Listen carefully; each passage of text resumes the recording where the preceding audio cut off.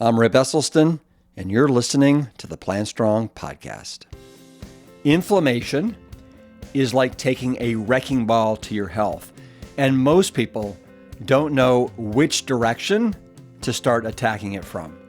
Today on the PLANTSTRONG Podcast, I am joined by Dr. Will Bulsiewicz, Dr. B, baby. He is one of the world's leading gut health experts, and we're going to talk about his new book, Plant-Powered Plus. We're going to be breaking down why inflammation actually has its inception point in the gut and how fiber-starved diets are fueling all of this chronic Western disease and how a plant-powered approach can flip the switch on healing. If you're tired of chasing symptoms and you're ready to fix the root causation, then stay tuned because Dr. B is coming up right after these words from PLANTSTRONG.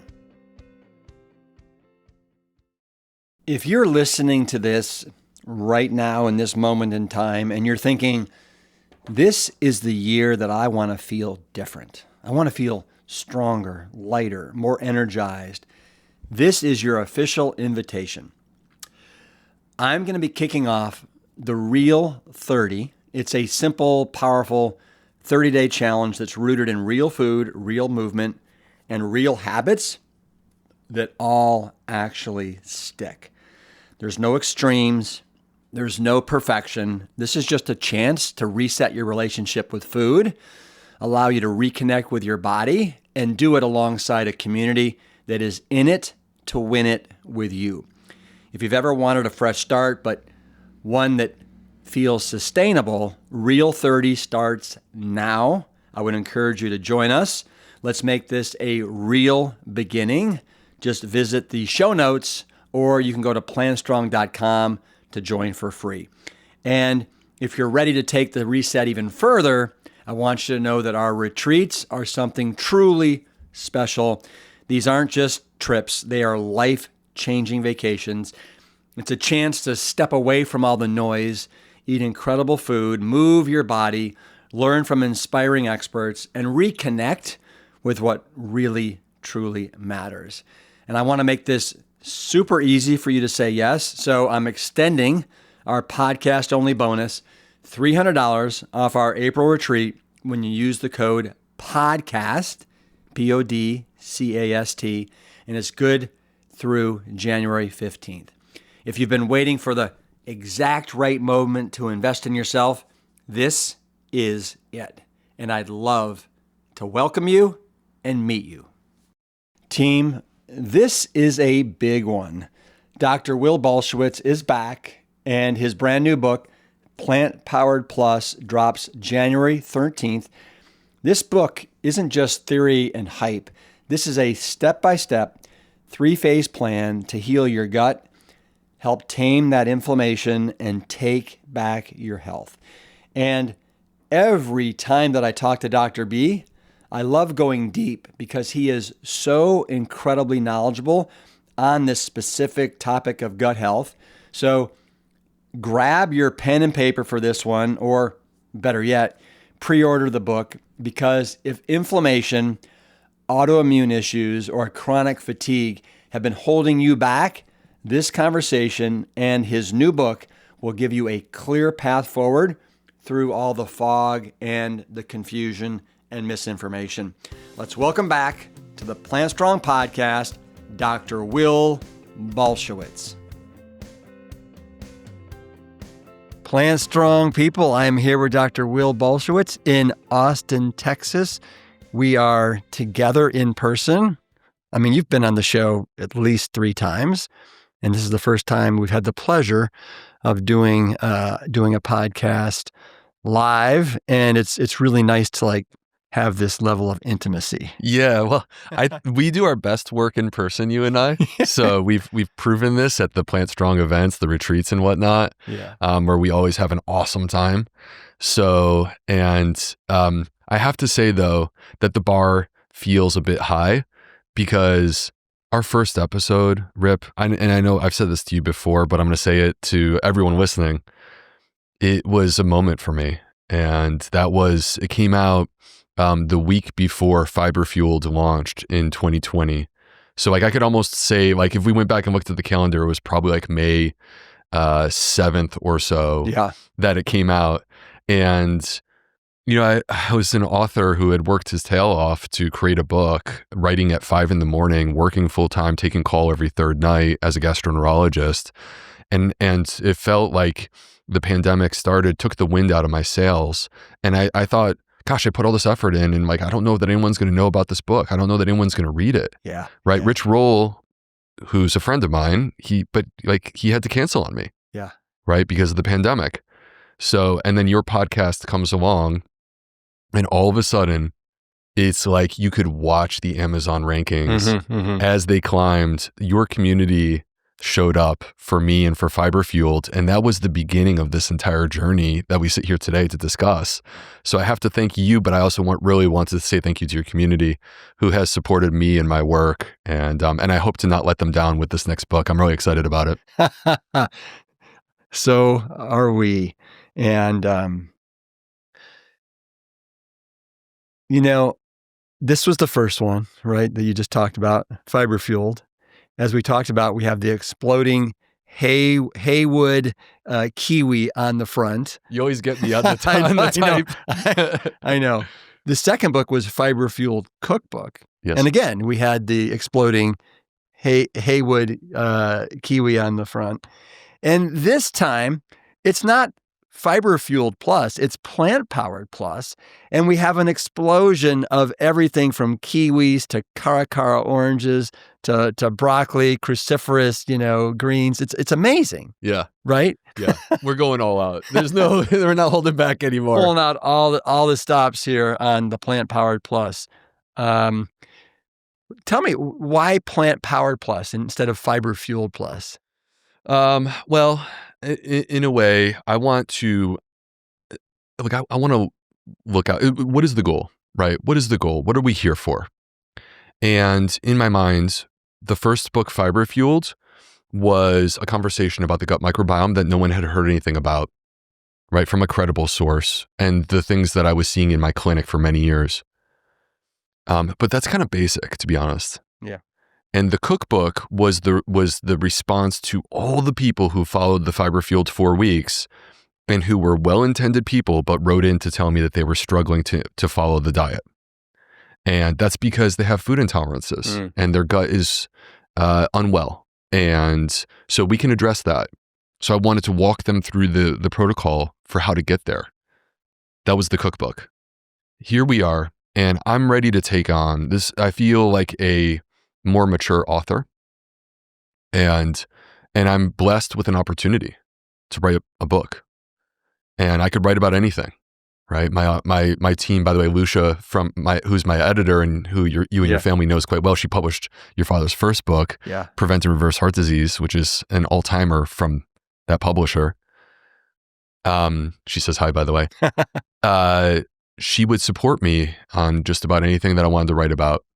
And I said, what is the health-related problem of our time? And there's a clear one-word answer: inflammation. And this is not just like a feeling. This is overwhelming evidence that when we look at the chronic inflammatory health conditions that we are stricken with, they are the ones that are most prevalent. They are the ones that are causing the most morbidity, the most death. 3 out of 5 causes of death include something on the death certificate that is an inflammatory health condition. And I actually think that's an underestimate, 3 out of 5. So the point of Plant Powered Plus, you asked me, like, where does this title come from? All right, my goal is to address this issue of inflammation. And if I want to address this issue, we're building a strategy. And a huge part of that strategy is tapping into the choices that we make with a plate and a fork that can impact our microbiome in a powerful way. And when you impact the microbiome, as we will discuss today, you will ultimately impact the immune system and suppress inflammation. And I would call that being plant powered. It's not just a fiber thing. We're going to broaden this out to include other concepts of plant-based nutrition, but it is ultimately about plant-based nutrition. And we could talk more about like what that looks like and what that means. Yeah. But it starts with plant powering your microbiome. Yeah. And then the plus is for me to sit here and say, look, truly, without a shadow of a doubt in my mind, healing comes in many forms. And it's not just our nutrition. That is way too much of like an engineering outlook. We are human. We are complex. We have feelings. There's many more aspects to who we are. We have a rhythm to our daily routine and our patterns. So the plus is about, let's open this up. There are opportunities for healing that go beyond the plate. Mm-hmm. And truly, like to your listeners, they already are plant powered. Right? The vast majority of people who listen, they already are plant powered. Mm-hmm. And I want them to know that we're going to discuss that in this book, and you're going to come away feeling good and knowing that your Plant Strong diet is exactly where you should be, that you should not change a thing about that diet. That being said, there's other things, and not everyone who's in our community is in perfect health. Yeah. And we can address these other issues, which we'll talk about, and that's what the plus is. So I want people to know that there's something for everyone, that healing comes in many forms. For most of America, 98% of America that's not plant strong, for them, changing their diet would radically transform their health. But for the 2% who are plant strong, or some variation on that, there's other opportunities, and we need to go there because I want you well. I want you to fulfill your goals. I want you to have an anti-inflammatory life because that is a longevity formula. I am so pumped to talk about all that. Let's start with this. So you talk in the very beginning of the book about how, and this is my word, not yours, but to me, we have a pandemic of inflammation right now in this country, if you'd agree with that word. And you cite like 55 million Americans have some form of an autoimmune disease. There's 130 different health-related conditions that are caused by inflammation. And I mean, that's all I need to see, to know that inflammation is like, wow. And so you're saying that one of the best ways to attack inflammation is through the gut microbiome, which is the best way to basically affect our immune system. Is that correct? Rip, everything that you just said, I agree with, but I would just tweak one specific part. Yeah. It's not one of the best ways. This is the best way. Okay. This is the best way to address an inflamed, overactive, chronically activated immune system. Yeah. Right. And the problem is that what most people hear on the internet is like load up on vitamin C, right? Or like these bizarre ideas on how to address inflammation. And I think it's lacking evidence. And when it lacks evidence, it's gonna lead to weak results. And we have an opportunity for healing that exists, and it starts with the gut. I think a really, and you cite this in the book, but a great example of the devastation that was caused kind of in one fell swoop with inflammation in our culture is what happened with the COVID kind of pandemic. And you cite how, and I'd love for you to talk about it, how those that kind of were suffering from some sort of a comorbidity, obesity, some sort of health condition, were much more exposed to the inflammatory results that the COVID disease basically, laid out upon us. And those that were protected, typically like fiber-fueled or plant-powered, were kind of more spared from some of the consequences from COVID. Is that accurate? 100%. And we all saw this. And the added caveat from my perspective is that I'm a medical doctor, and I was walking into the hospital and seeing what was going on. Yeah. So, and other people, you're not allowed to walk through the halls of the hospital unless you have permission. So, and I saw how sick people were. There's no doubt. I understand that like there's different feelings, big feelings when it comes to this topic. And some people that want to like totally dismiss it, and some people who want to continue to make this like a thing. When the truth actually kind of lies in the more nuanced middle. But the story though, Rip, that you're getting to is that we basically saw a bifurcation in terms of the way in which this virus impacted some lives, which was so mild and underwhelming. And in some cases, you were carrying the virus and you didn't even know and could be passing it on to other people. Or you got something that you thought was the common cold and you got the sniffles and a little bit of a cough and nothing too big. And then there's the counterpoint, which is that there were some people who died. Mm-hmm. And those were the ones that we couldn't save from the severe, overwhelming inflammatory cascade that was triggered through this virus. And so the question then becomes, okay, what is going on there? Well, we need to look and like parse apart, tease apart the facts, the information that we received. So what we heard early in the pandemic is that, look, number one, if you're old, you're in trouble, right? We definitely all heard that. I would love to circle back to the idea of age and inflammation later on. Yeah. Okay. Yeah. So, because there's a new study that I want to share. But we heard that. Then we started to hear, okay, if you have obesity or you have metabolic disease or you have diabetes, you're also in trouble too, right? So, but what was never really discussed was, okay, but what can you do about it?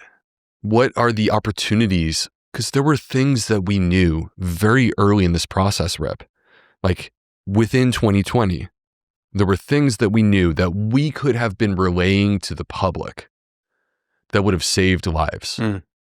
And ultimately what the conversation, this is in chapter 2 of the book, is about, is that if we had told people to turn towards fiber, where 95% of America is fiber deficient, if we had told people to do this, the impact it would have had on their microbiome, the impact that it would have had on their immune system, the anti-inflammatory nature of short-chain fatty acids that come from fiber, that was the opportunity that was completely and totally missed. And we retrospectively can see this. And you're not necessarily going to hear everyone talking about this because unfortunately, many people are out there with their own agenda of what they want to be true. But the truth exists in the data that emerged, where we saw that people who were following a plant-based diet, they were not only substantially less likely to have severe COVID, less likely to die from COVID, they were less likely to get COVID, period. Maybe they had it and they didn't even realize it. They never reported it. Did you get it? Right? So, I mean, I had it. And it was so mild. Right? So, and no one in my family had severe COVID, thankfully. Right?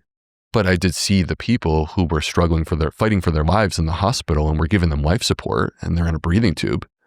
And so, and in that study where they showed that a plant-powered diet was protective against COVID, it also showed, and I thought this was quite interesting, they didn't come away and say an ultra-processed diet is the number one source of harm in COVID. Actually, it was a low-carb diet. That the people who were following a low-carb diet actually had the highest risk. So if you were following a low-carb diet compared to a plant-powered diet, you were like literally 380% more likely to be diagnosed with moderate to severe COVID. So, and you know, a low-carb diet, the problem is... Yeah, what do you attribute that to?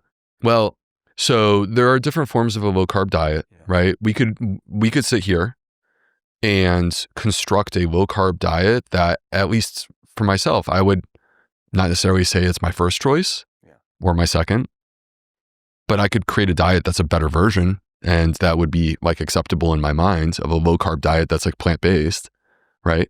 That's not what people are doing. That's not what people are doing. So unfortunately, what people are doing is they're just cutting out all the fruits, vegetables, whole grain, seeds, nuts, and legumes, and they're replacing that with animal products. And so what you end up with is let me zoom in on the microbiome, what that means. Here's the translation into your microbiome. You have basically cut their resource of fiber that they need to ferment fiber and produce short chain fatty acids. You've cut that out. Mm-hmm. And what you have done is given them an abundance of protein that these microbes, you must understand, just because there's no fiber doesn't mean that they're just going to sit around and go dormant. Whatever you present, they're going to do something with it. Yeah. But the problem is you start to basically like flip them metabolically. The microbiome is flipping metabolically from fermenting fiber to fermenting protein. And basically where you land is that they're now producing ammonia, which is ammonia is associated with inflammatory bowel disease and colorectal cancer. It's inflammatory. Hydrogen sulfide products. So hydrogen sulfide products, a few things on this. Number one, that's inflammatory. Once again, associated with increased risk of colorectal cancer. But the other thing is, let me just take this into an unexpected place for quite early in this podcast. Yeah. Hydrogen sulfide is what makes farts smell. Mm-hmm. Okay, so the stinky egg smell of a fart, that's hydrogen sulfide. Mm-hmm. Where does it come from? It comes from the sulfur in protein. And it's indicative of a microbiome that's excessively fermenting protein. Mm. So these stinky farts, I mean, look, plant-based people, we fart, but they smell good. That's right. Yeah. So, but these stinky farts are actually indicative of something more nefarious. And I want you to hear that. It's not just a stinky fart. That stinky fart is indicative of this chemical hydrogen sulfide, which has been associated with inflammation in the gut, and it's the result of excessive fermentation within the gut microbiome. Well, since you went there, so you're saying almost like the odor of your farts in some ways is representative of the health of your gut. Oh, 100%. It's not just what you eat. It is indicative of what you eat, but it's also indicative of what your microbes are producing. And when your microbes are producing these sulfur-based compounds, with the dominant one being hydrogen sulfide, then ultimately, so our nose is not to turn the PLANTSTRONG podcast into the Fartcast. Yeah. Our nose actually has the ability to detect these smells, like it's actually incredible how little is necessary for our nose to detect this. And so you can actually smell the production of that hydrogen sulfide. And as you said, it's indicative of a gut that's unwell. And it's kind of interesting to think about, Rip, because there have been actually studies for more than 10 years where dogs can smell colorectal cancer. Mm-hmm. So along the same lines of these volatile aromatic compounds that are produced by these microbes, a dog can smell colorectal cancer, we can smell dysbiosis. Mm-hmm. Well, so in the same way you can do it with farts, I know you talk about this either in the book or elsewhere about how your stools are also a good indication of the health of your gut. Oh, 100%. And tell a story. Okay, so first of all, your microbiome is a story. And the stool is the chapter book that's telling it. Mm. So, first of all, just to zoom out, you have 38 trillion microbes living inside of you, mostly bacteria, some yeasts or fungi, possibly other things like archaea, okay? Concentrated in your large intestine. And they actually are a story because they are reflective of the entirety of you and your life and your choices. So that is your diet. I would argue that's the number one driver, but it's also how active are you and how much time do you spend outdoors and how much are you in a rhythm, circadian rhythm, and how are your relationships with other people? Like you get into how the dog that you have or the cat that you have impacts your microbiome, but also the people that you live with, they impact your microbiome too. And the quality of the relationships with those people impacts your microbiome. So there's an entire story there, Rip. Yeah. Okay. That's the plus part of the book. Yeah, that's in many ways the plus part of the book. And then when you poop, there's a total popular misconception that our poop is the excrement of our food. That's like not really true. That's partially true. So on a minor level, it is the excrement of your food. Like that's whatever's left over. But actually the dominant part of your poop is the microbes. So 60% of the weight of a stool is... Get out of here. Yeah. Okay, I could prove it to you. Yeah. I could prove it to you because if I were to take your bottle of water and I sprinkle in a prebiotic that dissolves, all right, that's not grit, that's not roughage, right? You literally, your water has not changed. And you will have a bigger bowel movement because what you just did is you fed those microbes. This is why people that are following a PLANTSTRONG diet, like when we have a PLANTSTRONG retreat, like the bathroom is highly popular in a good way, right? People are going 2 or 3 times a day because they're so fibered up that basically their microbes are procreating. Yeah. Right. So the point being, I think there's a gastrointestinal response. I know for me and a lot of people that I'm friends with that eat this way, that breakfast within an hour, poop, lunch within an hour, poop, dinner. So it's almost like, I mean, it seems to be a rhythm there. Yeah. So I would call that circadian. Like that's indicative of the fact that your microbiome and those microbes, they have a pattern too.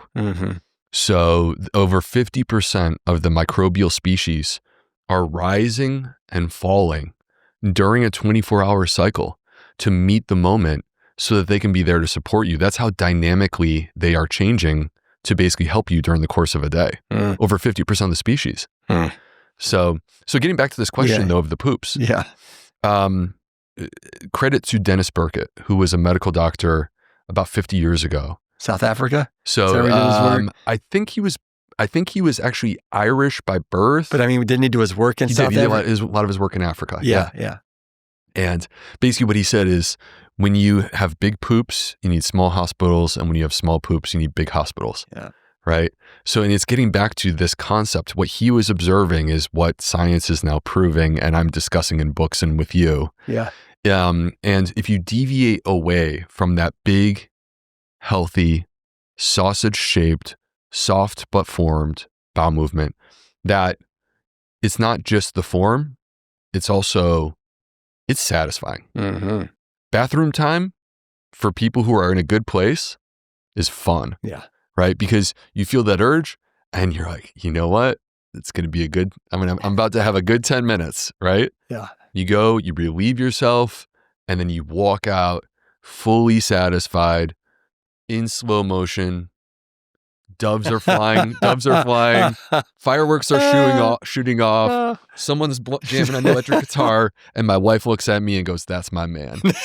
Okay. All right. I'm surprised it's 10 minutes for you. For me, it's like a minute and a half. I mean, it's not necessarily 10 minutes, okay. but it's, I hear you. I'm just saying, like, there's this period of time where you're going to get to enjoy the satisfaction of a good bowel movement. Little nirvana. It makes me sad as a gastroenterologist that there's a lot of people out there, that's not what they're experiencing. Yeah. Right. And it's because their gut is not in a good place. And so you create this deviation away from this, where it's not the sausage shaped. Now it could be deviating towards diarrhea. It could be deviating towards constipation. And I'm here to tell you that you've already provided enough information, just knowing what it looks like. You've already provided me with enough information to know that your gut microbes are not in a good place. Because that connection between your gut microbiome and that story that's being told in a bowel movement, it's undeniable. That's what the story is. Your bowel movement is the story of what's happening in your gut. And so, yeah. How, so when you see a patient, I would imagine one of the top 10 questions you ask them is, what are your bowel movements like? And Of how course. often do you go? And what are they like? Yeah. It's not necessarily the first, I might say. No, hey, how are you feeling? All right. Now let's you don't want to be a bloated China shop, even though that's where I ultimately want to get to is like, okay, but how you pooping? Yeah. You're a classy guy. Kind of warm people up a little bit. You have said repeatedly that our gut is like a muscle. In this book, you also say, so is our immune system. Yeah. And so I'd love to understand that a little more deeply, how by exercising our gut, or I should say, exercising that muscle, how do we then, or by exercising the gut muscle, are we thereby exercising the immune system? What's the relation there? Well, first of all, they're so intertwined and inseparable that when your gut is well, so will your immune system be. And when your gut is unwell, so will your immune system be, and vice versa. So I have not found evidence, and I have challenged every podcast listener that I have spoken to on the tour for this book. Yeah. If you can find me a study that shows the gut being well in the context of someone having chronic inflammation, I would love to see it, because I haven't found it. And my book, Plant Powered Plus, I have over 1,400 references, and that's not all the studies that I read. Those are just the ones that I referenced in the actual book. So they're so intertwined and inseparable, Rip. And we could dig into some of the details, but like let's start with this. All right. So because in a way, your immune system is learning from and being trained by your microbes at the time of birth. Yeah. All right. This is the closest that you will be in terms of a clean slate, both your microbiome and your immune system. And there is a dance that occurs during the first 3 years of life between these microbes and the immune cells. And we need to leave them alone and allow them to have that dance. Because if we disrupt that, if we break them apart, then there will be consequences. And the consequences may come later, but they will come. So here's what I'm getting at. Yeah, I'd like to know how they get broken apart in the first 3 years. Okay, well, I'll tell you. Go ahead, yeah. Yeah. There's nothing that will disrupt the microbes faster than antibiotics. Kids get ear infections. If you give a kid antibiotics, if they may need it. I have 4 children, and several of my kids have never had antibiotics, but I did have one who she didn't need it, so we gave it. But if you give a kid antibiotics, if a child is born by cesarean section rather than passing through the birth canal, if a child is bottle fed as opposed to breastfed, you actually are disrupting the development of the microbiome. And there have been a bajillion studies, Rip, that have shown these 3 things, antibiotics, cesarean, bottle feeding, to be associated with allergic disease, that is a confused immune system. Autoimmune disease, that is also a confused immune system. Metabolic disease, people don't realize most metabolic diseases are also inflammatory health conditions. And so there was one interesting study, Rip, where they took a cohort of kids. They microbiome tested them at 3 months, and they microbiome tested them at 12 months. But they tracked them for 5 years. And they wanted to see what happens, who are the kids that develop allergic health conditions. So now just to contextualize this, an allergy means that your immune system is confused and reacting to something that's foreign to the body. So like it could be reacting to food, it could be reacting to pollen. Those things are not an actual threat, but your confused immune system misunderstands them and it goes on the attack. and all of the consequences that come, which could be eczema, food allergies, asthma, or allergic rhinitis, which is the medical way of saying seasonal allergies. Those are the manifestations of inflammation. And so they were looking at those 4 health conditions over the course of 5 years. Here's what they found. Number 1, in the first year of life, people were more likely to develop allergic health conditions if they were exposed to antibiotics or they were bottle fed. That just validates other science. We already knew that. Here's the interesting part. They turned to the microbiome at 12 months of age. You must understand, they have not yet been diagnosed with these health conditions. They're looking at a microbiome in a child that outwardly appears healthy. And in that microbiome, they see the precursor to disease. They could identify a pattern within the microbiome at 12 months of age that identified the kids that were going to go on to develop allergic health conditions up to 4 years later.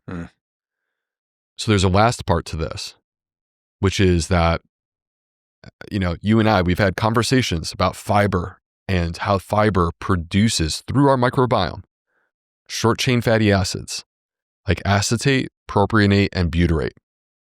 So the researchers asked the question, well, that's interesting. What's up with butyrate in these kids who developed the allergic health conditions?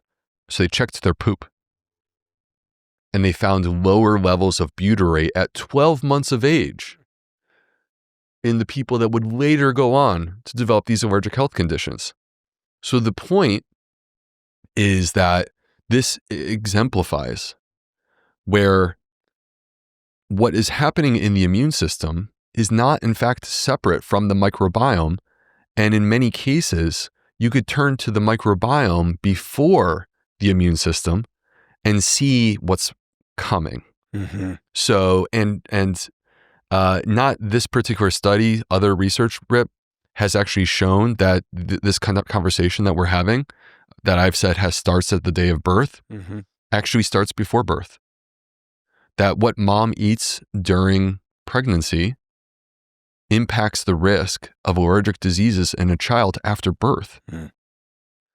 And what was protective? I'll give you a guess at the one word. What is the nutrient that was protective of allergic diseases after birth if mom consumes during pregnancy? The nutrient. Fiber. Exactly. So, anytime I ask a question like that, if you're a good test taker, there's a 98% chance the answer is fiber. Fiber. Yeah. But anyway, it's quite fascinating to consider that they have looked at the microbiome of mom during pregnancy and shown that that's associated with the risk of allergic disease later on. And they've looked at the fiber intake of mom during pregnancy and seen that actually protects against allergic diseases. So there's this entire interconnection that's inseparable. And part of it is that these microbes, they're living just micrometers. And when I say micrometers, for people who aren't as nerdy as I am, because I'm quite nerdy, I just want to contextualize that, we're talking about the smallest distance possible, right? We're not talking about centimeters. We're not talking about millimeters. We're talking about far less than that. That's what separates these gut microbes, 38 trillion, from your immune cells, which are on the order of over a trillion. 70% of your immune cells line the intestine and are right there, right next to these microbes. And the only thing that separates them is this single layer of cells, which is the gut barrier. Yeah. So a lot of redundancy there. Yeah. There's redundancy, and the beauty of this is that anytime you're talking about where we are today in health, it can turn depressing pretty quick, right? Because we're not well. That's the truth. I'm here with an optimistic view that if you change the microbiome, we have a great opportunity, because by changing the microbiome, which the food that you eat today could change the microbiome by tomorrow. And your body is constantly reinventing the gut barrier. Every 3 to 5 days, you have a brand new gut barrier that your body installs. Imagine installing a brand new liver or a brand new heart every 3 to 5 days. That'd be insane. That's hard to believe. That's what's happening. And so the choices that we make in the next literally 5 days could have a very quick impact. And I think you write how where we have the fastest rate of cellular turnover in our bodies is in our gut. Yeah. I mean, faster than like the eye. Everywhere. Faster than anywhere. Faster than everywhere. And so let me contextualize a number for you that's going to blow your mind. All right. So we actually they've done studies on like how many new cells we create on a daily basis. And it's like trillions new cells on a daily basis. And so they took that and they basically like worked out like, okay, so how many cells is it per second? All right. And the answer was 3.8 million new cells per second. Now, like that's the majesty of the human body when you hear things like this. It's incredible to think about everything that all the work that goes into you and I sitting down and just recording a show together. So out of the 3.8 million new cells per second, the number one area other than red blood cells, which is basically our blood, right? I mean, we're constantly making new blood cells, but that's not the functional cell that we're really talking about here. That's just carrying oxygen. The number one area of cellular creation is the lining of your intestine, and that accounts for 12%. And so you start to do the math on this, and it's well over 400,000 new cells lining your gut that are created literally every second. So the choices that you make during the course of a day, every single second, you could have 400,000 healthy cells getting installed. So you think in part, like let's say we're flying or we were going on a trip somewhere and we change our diets just a little bit. Does some of that cellular, maybe this isn't the right word, but dysbiosis, because the diet has changed just a little bit over the course of 3 meals and that has now affected the gut? So we've already established that your poop is a window into your gut microbiome, that when it changes, it's indicative of a move in a direction that you don't want. When it's moving away from a healthy poop to something that is more like a constipation form or diarrhea form.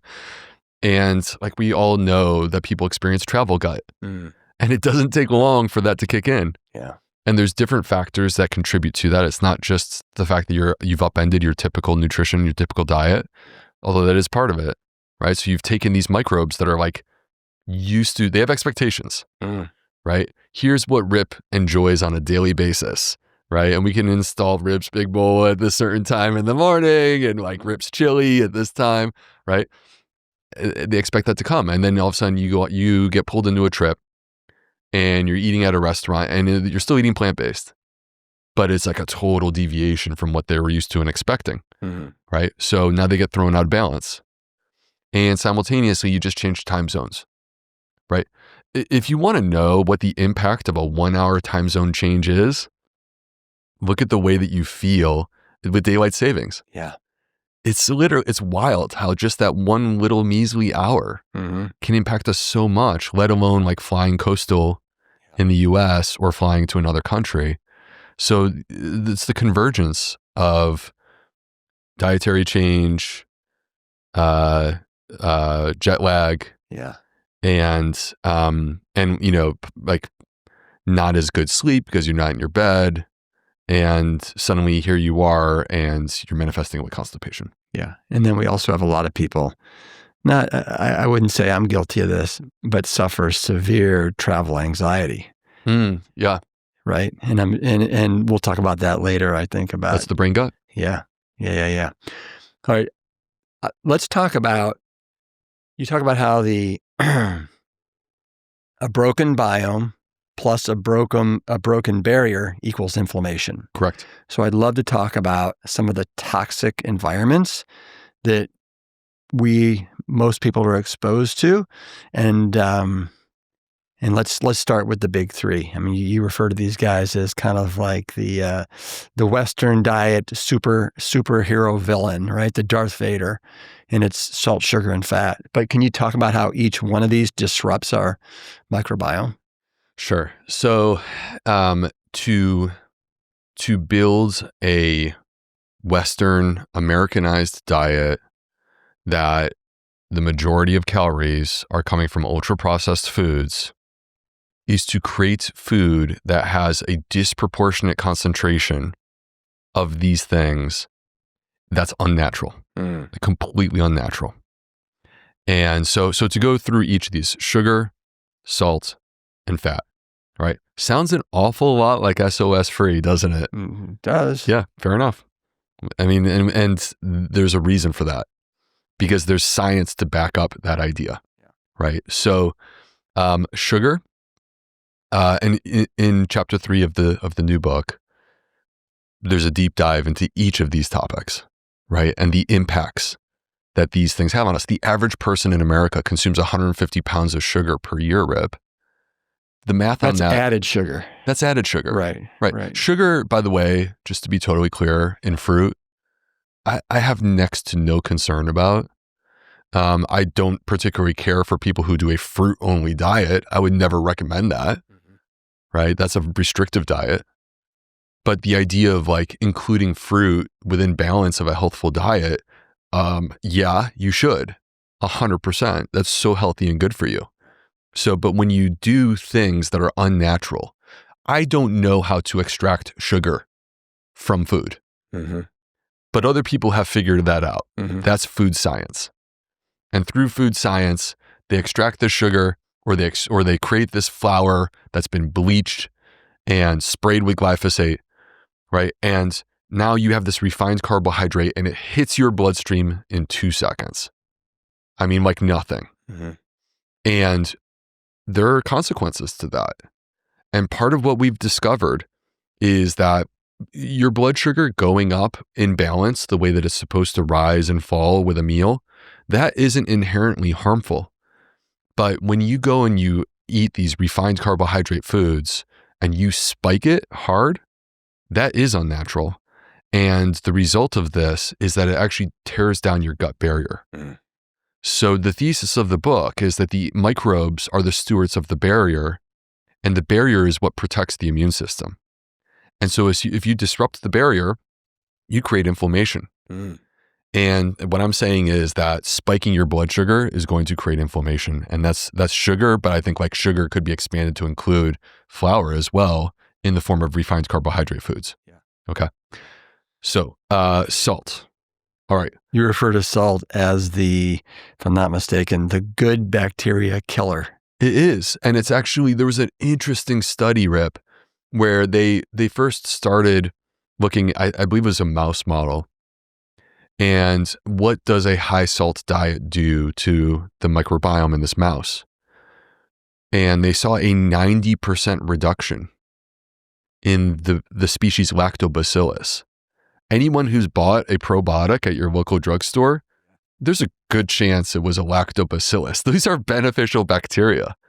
90% reduction in the model. So then they said, okay, well, let's like check this out in humans, because I mean, that's a mouse, we're human. So they put humans on a high salt diet, and there was a very, very rapid depletion in the exact same species, the Lactobacillus. So it basically, what we saw in the animal model was also represented in the human. And there also there's evidence that a high salt diet increases this part of our immune system, these immune cells called Th17 cells. And these Th17 cells are associated with autoimmune disease.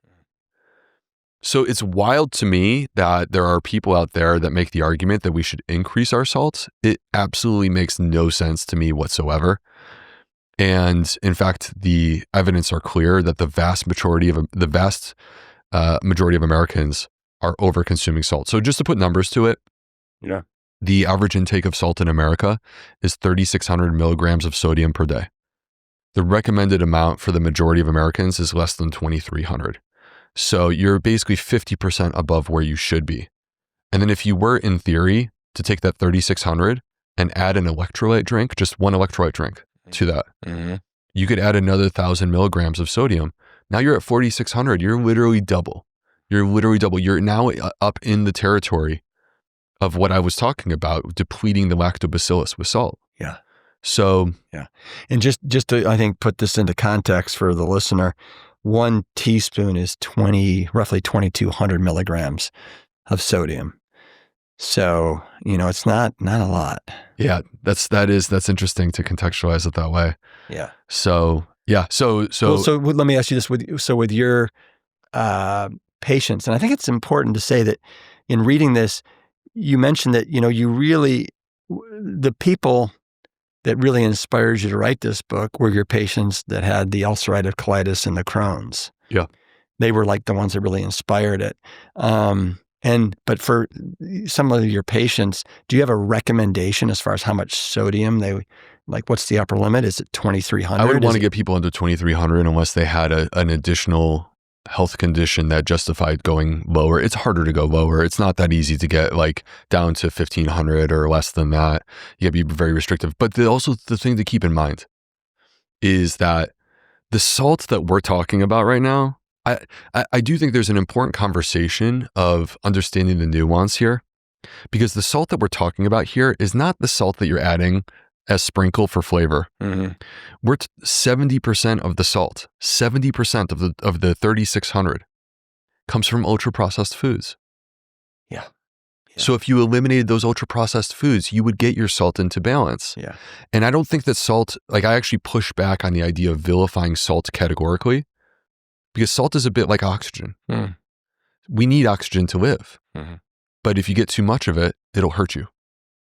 And the same is true here. The problem is that we're out there over-consuming. So we need to bring it back into balance. Yeah. Well, you mentioned the UPFs, ultra-processed foods.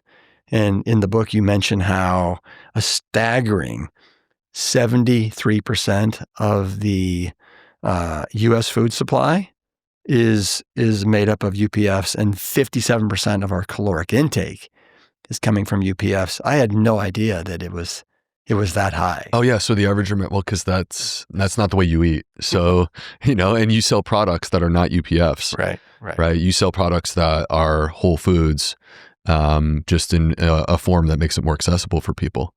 So and RIP, so 60%, 57%, roughly 60% of calories for an adult. But we must also understand, because I'm a parent of 4 kids, that if you put it in the pantry, a food that was designed to hack their brain, what do you think they're going to eat? Right? This is what they're going to go for. So us adults at least have some level of restraint. We clearly already have a problem, right? But our kids, it's 70%. 70% of our calories in our kids. Imagine being raised on such an unnatural diet from birth, right? And then expecting to maintain health through your life, when from day one, you're raising a kid on 70% of their calories coming from foods that didn't exist for my grandparents. And if you want to hear a disturbing statistic, for every 10% increase in ultra-processed foods, the risk of an early death goes up by 14%. So apply that number to our kids. Take 14, multiply it by 7. You don't have to be a math major. That's not good. It's not pretty. That's how we're raising our kids. Okay, we mentioned sugar, mentioned salt. And you want to do fat. Let's talk about fat. Let's dig into it. So, all right. The issue that we have, in my opinion, is that we are consuming unhealthy fat, and particularly saturated fat. The average person in the United States is consuming around 23 pounds of saturated fat. And when I say 23 pounds, I don't mean 23 pounds of like a burger or something like this. I'm talking, if I put out a brick of just pure fat, it's 100% saturated fat. Is this annually? Annually. All right. 23 pounds. That's disgusting. Yeah. Yeah. And it's interesting because like there are many angles within the plant-based world that we have had conversations about saturated fat. The microbiome is a little bit different because there's this thing, it's called lipopolysaccharide.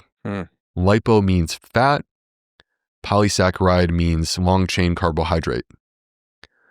And lipopolysaccharide is the armor that coats the inflammatory bacteria. This is how they defend themselves. And your immune system has been taught, and your immune system is preloaded with this knowledge before birth. Your immune system has been taught lipopolysaccharide is the enemy. So if ever the immune system is to encounter lipopolysaccharide coming across the gut barrier, it will become activated and it will attack. Okay. Our conversation that we had a few moments ago about COVID, when people read chapter 2, they will hear about the impact of not just the virus from COVID, but the way in which the COVID virus was actually partnering with lipopolysaccharide to create an inflammatory bomb. That's what was happening. And that's why people got set off when you combine those two things. So now here's the cool part, Rip. This lipopolysaccharide that to me is like the marker of inflammation. The lipo part is the part that your immune system has been taught to attack. And guess what that lipo part of lipopolysaccharide is? Saturated fat. Your immune system has been pre-taught to identify saturated fat as the enemy. So in a way, the saturated fat that exists in our diet is disproportionately creating inflammation. And we know this because despite what you hear on the internet, for example, about seed oils, and I would love to talk about like seed oils, other things like this, right? We can get to that in a moment. But there's this conversation around seed oils that has, vilified them as the main source of our problems. It's such a diversion. It's such a distraction. It's been a red herring away from saturated fats. Yes. Because when you put them head to head, if we're being honest and looking at the data, although there are many studies and there are some studies that say otherwise, if you compile all the data into a systematic review and meta-analysis, where this lands is that seed oils are clearly less inflammatory than saturated fat. So the idea of taking beef tallow and using that as our replacement, because somehow that's anti-inflammatory, is completely backwards. So it's nonsensical. It's nonsensical. The American Heart Association recommends that no more than 7% of our daily calories are coming from saturated fat. I would imagine that for most Americans, it's probably double that easily. Sure. And I mean, you almost have to be eating just like, maybe a card size amount of dairy / animal products a day to keep your saturated fat that low. Yeah. So, well, and I think this is where, for example, Dan Buettner, who's our mutual friend, he goes out into the blue zones, and what he comes back with says like, look, like plants are where it's at. And when people, they're not vegan, but they're also nothing close to the American way. And those cultures, they're prioritizing plants. And when they do consume animal products, it's in like a very, very different form compared to the way that we approach it here in the States. What do you say we move on? Let's do it. Let's talk about this again. I want to focus just a little bit longer on environmental toxins. Go ahead. Can I say one quick thing before we move on? Yeah. So if you take these three things, sugar, salt, and unhealthy fat, and you combine them, you basically have created the Western diet. And the reason why I wanted to bring this up before we move on is that when I was researching the book, I found 130 health conditions that were associated with inflammation where I have a study to back that up. Okay. when I was researching the book, I also asked the question, how many health conditions are associated with a Western diet? I found 55. Now, out of the 130, the other ones, they just haven't been studied yet because they're actually quite rare health conditions. So, but if you take like 55 common health conditions, they're all associated with increased risk when you consume a Western diet. And the last thing I want to say real quick before we move on is that the food industry knows what brings us back to buy more. And they create what are called hyper-palatable foods, where you can never get enough. And Rip, there's actually a formula to this. So I want people to understand, they're actually hacking your brain intentionally, knowing that if I get this amount of, basically here's the formula. If you take these three things, sugar, salt, and fat, if you can give me 2 of them in an unnatural concentration, meaning that you would not be able to find foods in nature that contain this amount of sugar, salt, and fat. All right. If you give me 2 out of 3, I have just created a hyper-palatable food. And so it could be sugar plus salt, sugar plus fat, salt plus fat. But if you create 2 out of 3 where you go too high, so high that you would never find it in nature, you're creating a hyper-palatable food and people will come back for more. Yeah. I think in the food industry, they call that the bliss point. Yeah, the bliss point is basically the idea, like you must understand, I don't intend to vilify people who are doing their job, but there's orientations, there's goals, right? So like, for example, my orientation as a medical doctor is to make people healthy. And there's no barrier to that because that's my agenda. If my agenda were to sell a food product, right? CEOs, they get bonuses based upon whether or not they sell their food product. You would manufacture products that take advantage of what we have learned works. And the problem is like, not everyone's as honest as PLANTSTRONG, right? Because you're not going to go and do that. But if you did, I hate to tell you this, Rip, you guys would sell more. Well, we're intentionally doing it what we believe is the right way. 100%. Right, in the healthy way. And the way that, in our opinions, can, in the best way, influence the American diet for better. Well, and this is where, for the people who are listening, it's an opportunity because it's about trust.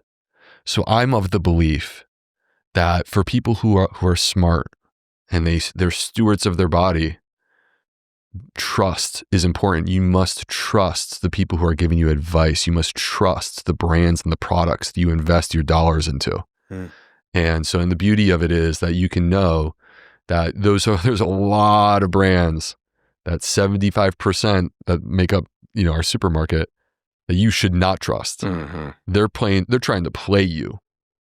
I would say it's probably more like 90%, but it's a lot. Well, when I say 75%, but I guess I was getting back to the statistic that you shared about 75% of the calories in our supermarket are ultra-processed Western foods. Yeah.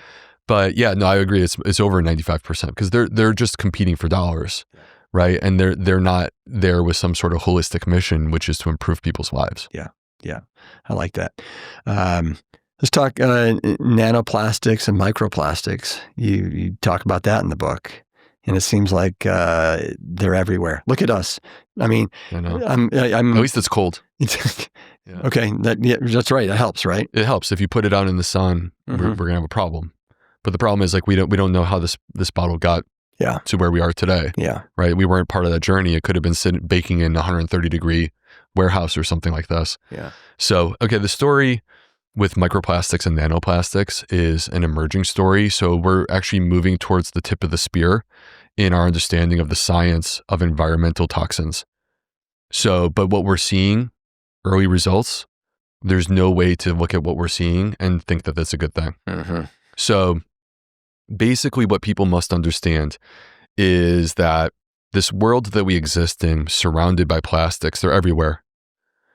I would challenge the listeners of your show to take one day in your life and just pay very close attention to every single thing that you come into contact with that has been in contact with plastic.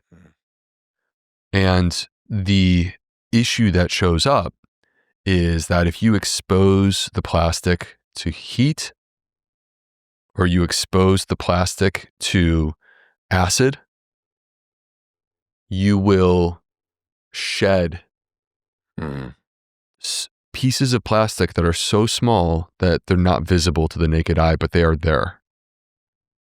And because they're so small, when they are consumed, they actually will be small enough to bypass your gut barrier and enter your body. And then they could show up anywhere. They could show up in your brain. They could show up in your blood vessels. So, and the study that really set off the alarms was published in the New England Journal of Medicine, where they took a group of people who were having a surgery called a carotid endarterectomy. And this is a surgery done to prevent a stroke. So your carotid artery, which carries blood to your brain in your neck, it can accumulate plaque, which is conceptually the same as what happens in your heart in people that have coronary artery disease. And when people have accumulated enough plaque, the neurologist or the neurosurgeon will say, we're going to go and we're going to remove, like literally open up the artery. It's a brutal surgery. Open up the artery and scrape the plaque off the surface. So in this New England Journal of Medicine paper, they did that, and then they sent that plaque to be viewed under a microscope. And they discovered that some people had a very high concentration of nanoplastics under microscope, and some people had less. And if you separated into those two groups, the group that had the higher concentration of nanoplastics had a higher risk in the following years of having a heart attack, having a stroke, or dying. So there's no amount of, if let's say I'm powering down 80 to 100 grams of fiber a day, I can't somehow wash away those nanoplastics? Actually, you can. So it's interesting because, but it doesn't justify the exposure. Sure. Right? Like the strongest opportunity that we have is to bring consciousness and awareness to the exposure and get smart. So, but actually there's been some studies, Rip, where through, for example, fiber, you can reduce your nanoplastic burden substantially, talking numbers of 80+%. So yes, you should lean hard into your plant-powered, fiber-fueled, plant-strong diet. Lean hard, right? But at the same time, what I'm hoping to accomplish with this book is to open your eyes to, hey, like this is something that I think about. I was drinking 2 liters of soda every day, right? Now, you were? I was like... How long ago? In my 20s. Okay. So, okay. Yeah. So, I mean, like, you know, prior to my transformation, right? And even if it's not that, yesterday I was in the airport, right? And I'm walking through the airport and I have the option to go and purchase a Coke Zero. Now, let me tell you something. I very much enjoy a Coke Zero. They taste great. And it gives me a little caffeine and like helps me to get things done. There's a conversation to be had about the artificial sweeteners. There's a conversation to be had about some of the other chemicals that are used, for example, to give that product its caramel color.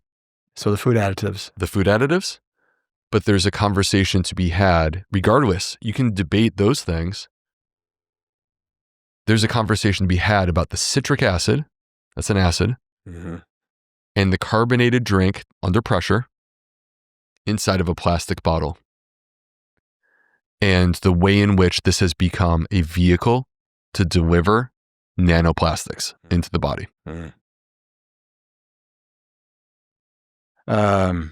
You mentioned the food additives there. I do want to just bring up, because you mentioned it in the book, and I think it's worthy, that since 1982, only 8 substances have been banned. That's kind of alarming to me. I mean, what are regulatory bodies doing if the level of regulation in this space, which is food additives, is basically a sieve that allows everything through, but takes nothing back? So, and that's where we're at, because basically they have not required any, actually even feeding testing, Rip. So 80%, there's 10,000 chemicals plus in our food supply, right? So they've retracted 8. I mean, gosh, that percentage is like very small out of 10,000.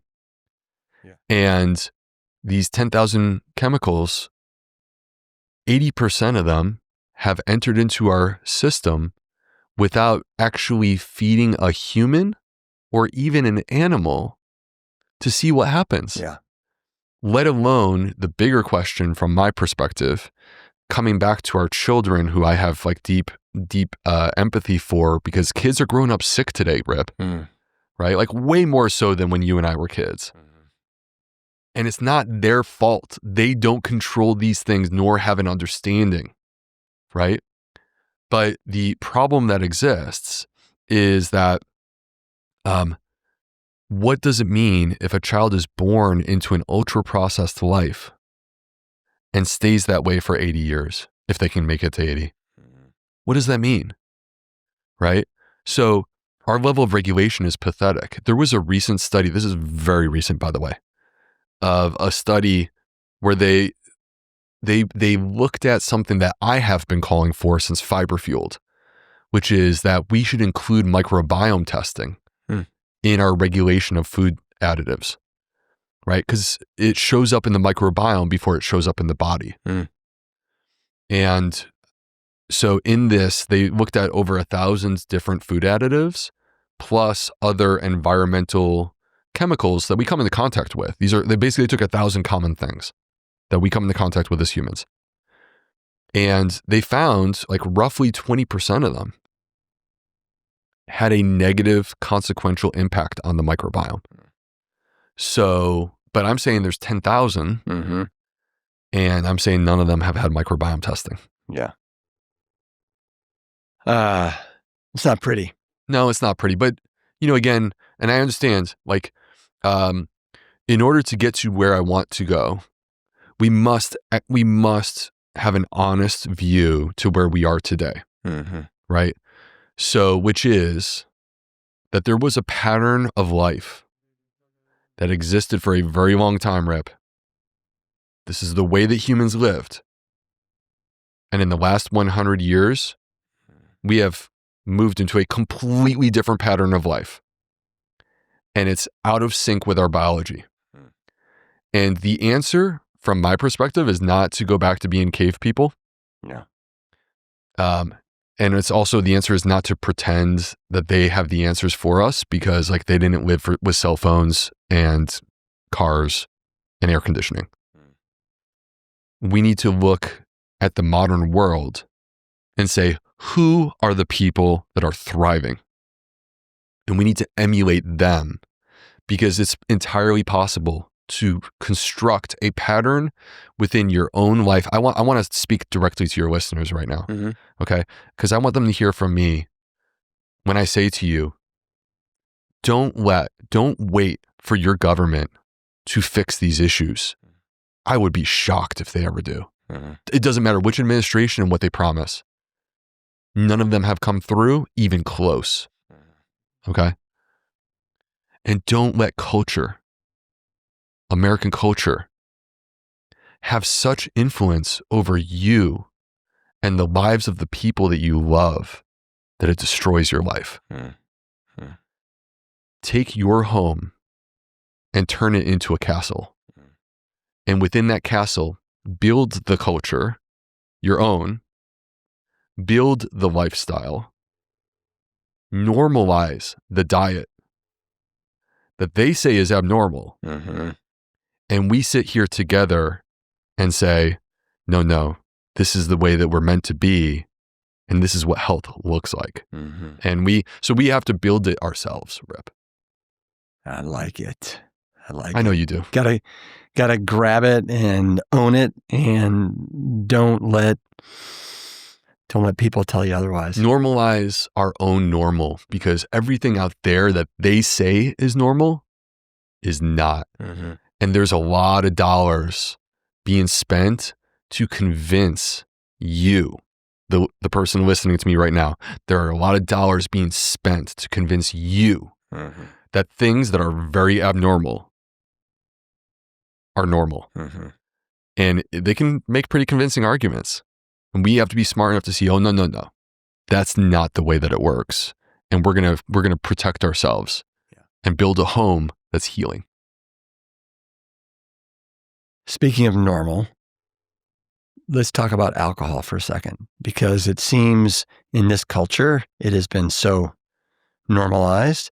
You, in the book, talk about how even you came across a study recently that just like had your jaw hit the ground as far as what alcohol, even a nominal amount, can do to, and I'm going to quote you here, punch holes in the gut microbiome. Yep. That's scary when I read it. Well, so this study, it impacted me enough that I have made changes in my own life. And I've never, like my relationship with alcohol has never been one that I would describe as like totally out of control, but there have been moments like college in my 20s that I would never want my own son to live the way that I lived personally. But fast forward to today as an adult, and I'm not doing anything like close to that, but I was having like, at times a glass of wine a night, sometimes two. I didn't think of it as being like an issue at all. And what I saw in this study is they took a group of people and they had them drink to the point where they would fail a sobriety test. Okay, so like their blood alcohol level was the level that would get you a DWI. And they then monitored them for a period of hours and they checked their bloodstream every 30 minutes. And there's two things that they were checking. Number one, alcohol level. Number two, lipopolysaccharide level. All right, so lipopolysaccharide, just to refresh everyone's memory, that's what I was talking about with saturated fat. That's the armor that coats the inflammatory bacteria. That is what creates inflammation in your body because your immune system has been pre-trained, preloaded with information to know that's the enemy. So if I see it, I'm going to attack. In the book, you refer to those as LPSs. Is that right? LPS for short. Okay. Yeah, LPS, because lipopolysaccharide is a mouthful. So they were checking the LPS level. At the same time, they're checking the alcohol level. You could trace the data points for the alcohol and for the LPS, and you could take those graphs and put them over the top of one another because they were in parallel. So as alcohol goes up, so does LPS. Alcohol peaks literally at the exact same data point, so does LPS. And then there was this weird thing that happened. If there's any sort of like, scientists or like people who understand the metabolism of alcohol better than I do, I can't understand why this happened. But the alcohol level started to go down and then it had a second peak. It went back up a little bit. Guess what happened with LPS? It also went back up again. It matched it, mirrored it. And last thing, LPS did not return to zero until alcohol returned to zero.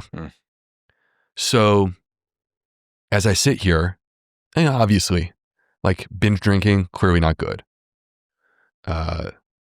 Alcohol consumption that leads to liver disease or other manifestations, clearly not good. But there's been this sort of idea that 1 or 2 drinks a night is good. And as I sit here and I look at that, I'm here to say, okay, based upon what I'm seeing in the microbiome, I don't think that it is. That's not exactly what the study was. But the fact that they were just like any alcohol in the blood, there was LPS, and the LPS didn't go to normal until the alcohol did. I don't think there's any value there. And at a minimum, it only takes 1 drink a day to increase your risk of cancer. And at a minimum, it only takes 1 drink to disrupt your sleep. So I think we're all better off in a place where it's pretty darn close to zero. Yeah. In your research for the book, any information on coffee/caffeine? And is that a disruptor or not? I think so. First of all, if we could, we'll separate caffeine from coffee. Sure. Right. Yeah. So, I'm not here to say that coffee is for everyone, and I will own my bias. That's great. Because I love coffee. To say, because there are definitely people in the plant-based world who think that we should not consume coffee, and I'm not going to tell them that I would force coffee upon them. Yeah. Okay, I wouldn't tear their jaw open and pour it down their gullet. But so I think the answer is this: there's some people that they get diarrhea, coffee's not for them. There are some people who it gives them anxiety. That's the caffeine, by the way, or insomnia. Caffeine. That's not for them. Right. My wife, she has 1 cup of coffee after 12 noon. She won't sleep that night.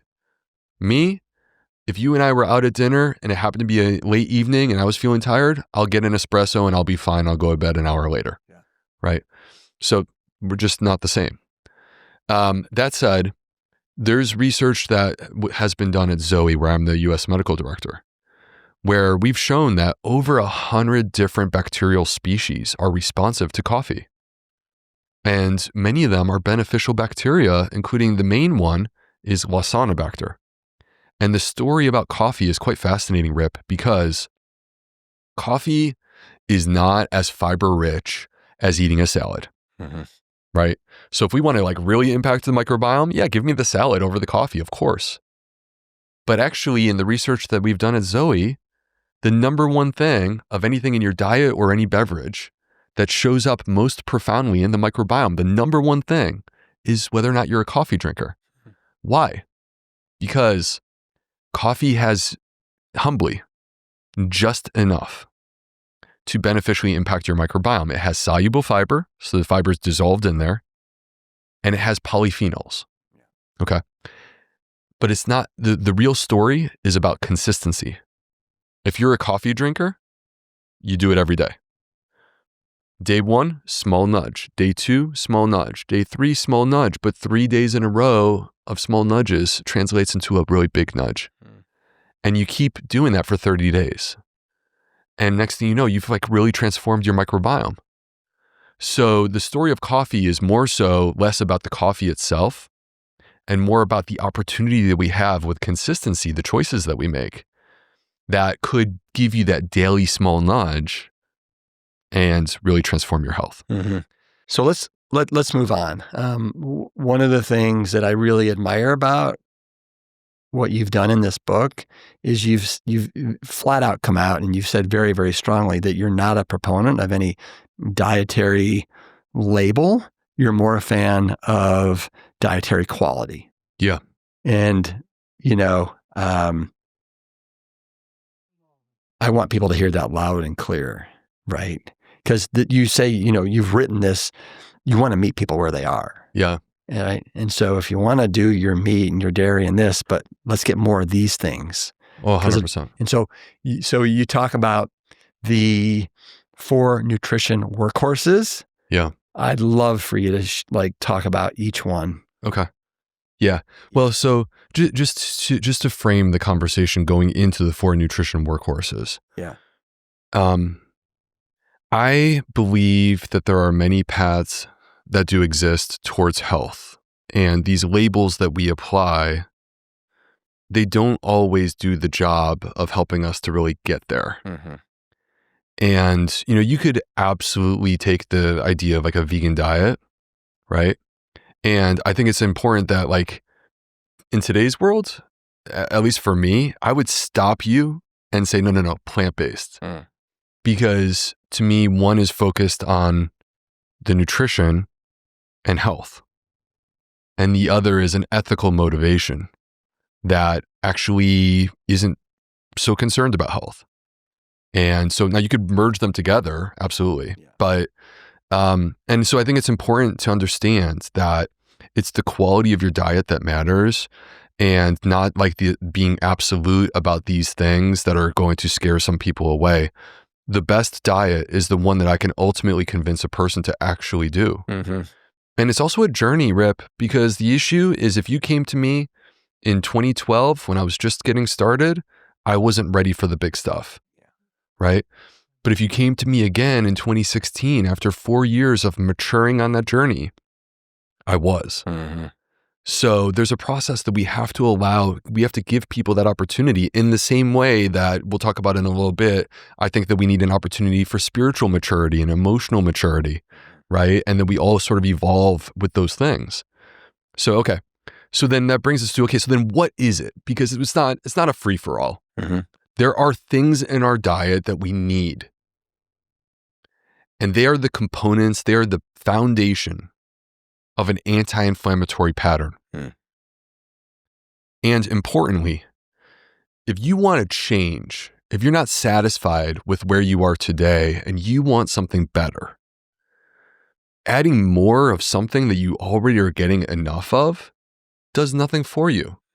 Why would we waste our time on that? Adding more of the thing that you are missing and your body is starving for. That's where the great opportunity exists. So all 4 of what I'm calling the 4 workhorses of plant-powered nutrition, all 4 are deficient in the American diet. These are Clydesdales, aren't they? These are the Clydesdales because like my vision of this, I have like an image in my mind and when I talk about this, and I kind of laid it out a little bit in the book. Yeah. Is like if Rip and Will were living in like 1870 and we're going to settle the West together, right? Your family and mine, we come together and we got this wagon and we're going to settle the West. We're taking off, we're leaving St. Louis. Yeah. Okay. Well, if we had 1 horse, 1 Clydesdale, 2 Clydesdales, look, that's fine when you're cruising through the plains and everything is flat, simple, and easy. But it is a different thing when you're trying to climb a mountain, which is where people are when they're trying to improve their health. And when you're trying to climb that mountain, you need to be powered all the way up and through, right? And that's where you want all 4 Clydesdales pulling that wagon, charging us straight up the top of the mountain. We're going through snow-covered passes, baby. Yeah, but when you got all 4 on your side, who cares? That's right. You're rocking, right?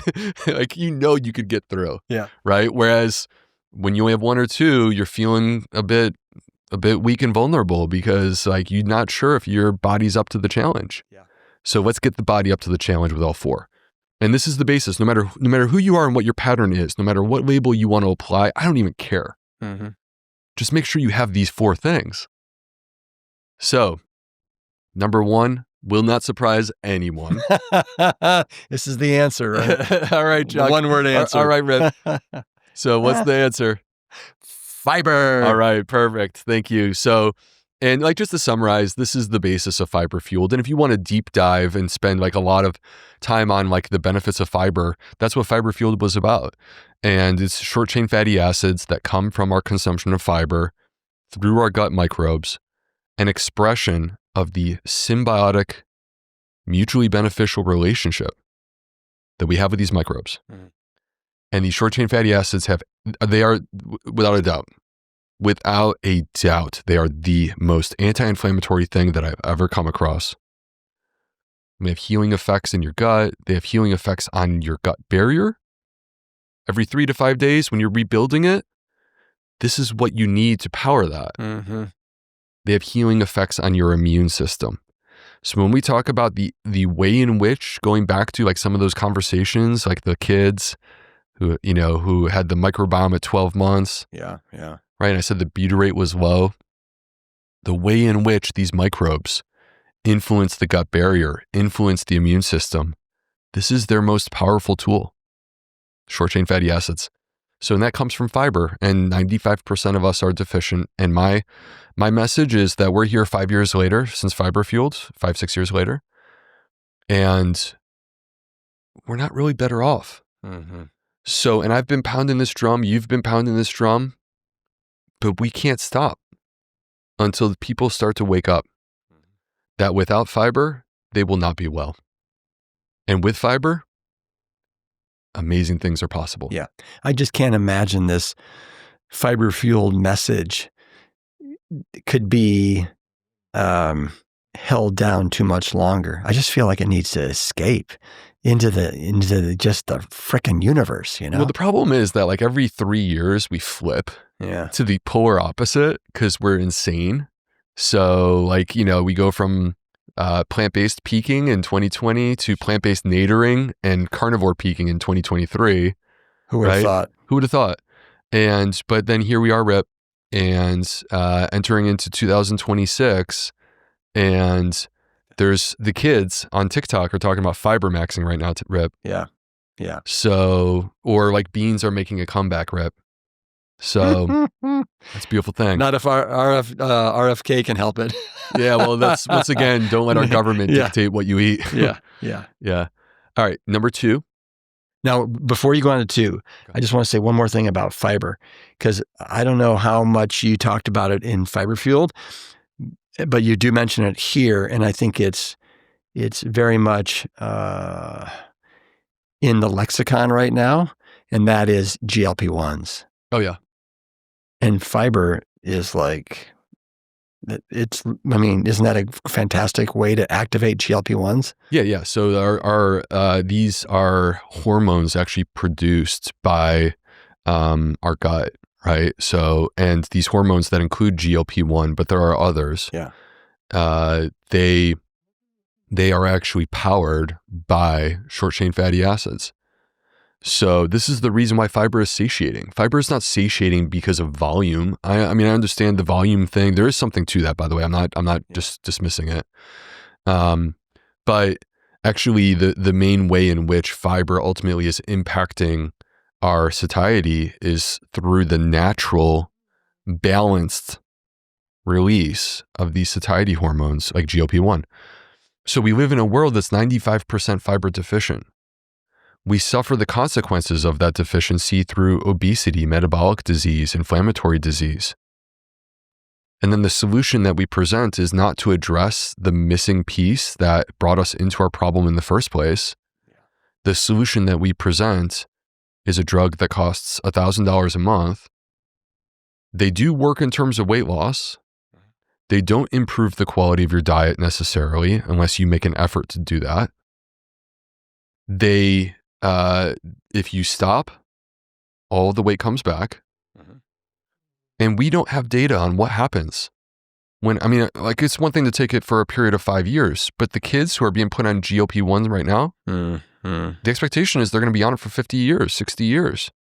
What does that mean? Rip, there's never been a drug in the history of medicine that didn't have side effects that we discovered over time. Well, I know there's already lawsuits over certain GLP-1s like Wegovy and Ozempic for blindness, pancreatitis. It's a very, very long list. And then in some of my reading, and I had Dr. Greger on the podcast, basically talked about how so many people, like almost 40%, actually can't tolerate these GLP-1 drugs. Because of GI side effects. Exactly, right. Yeah. So, it's... And then after a year, your body figures out the ruse that's being played on it, and then typically there's a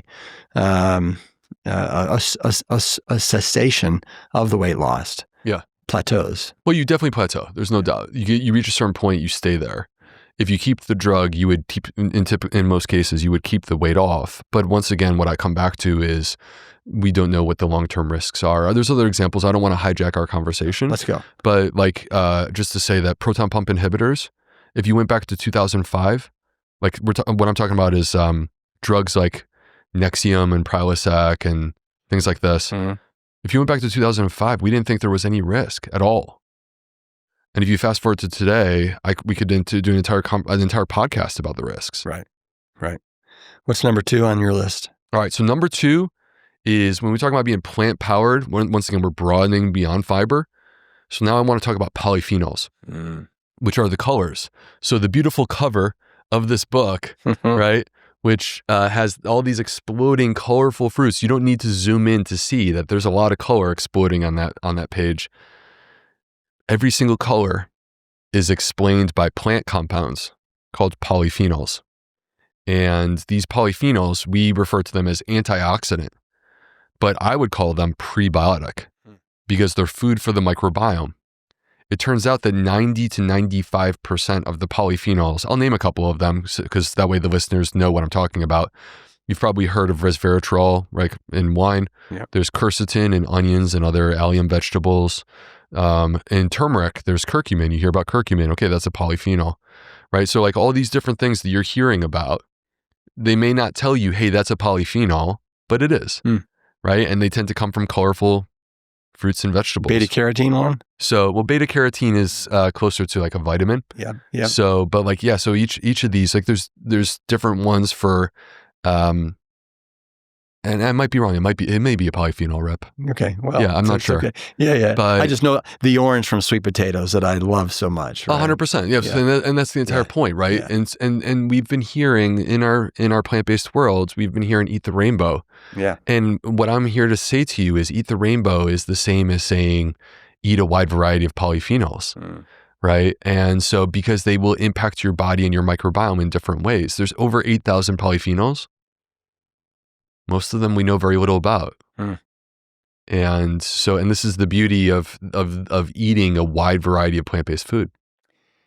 I'm looking at something that you wrote in the book, and I found this to be like incredible.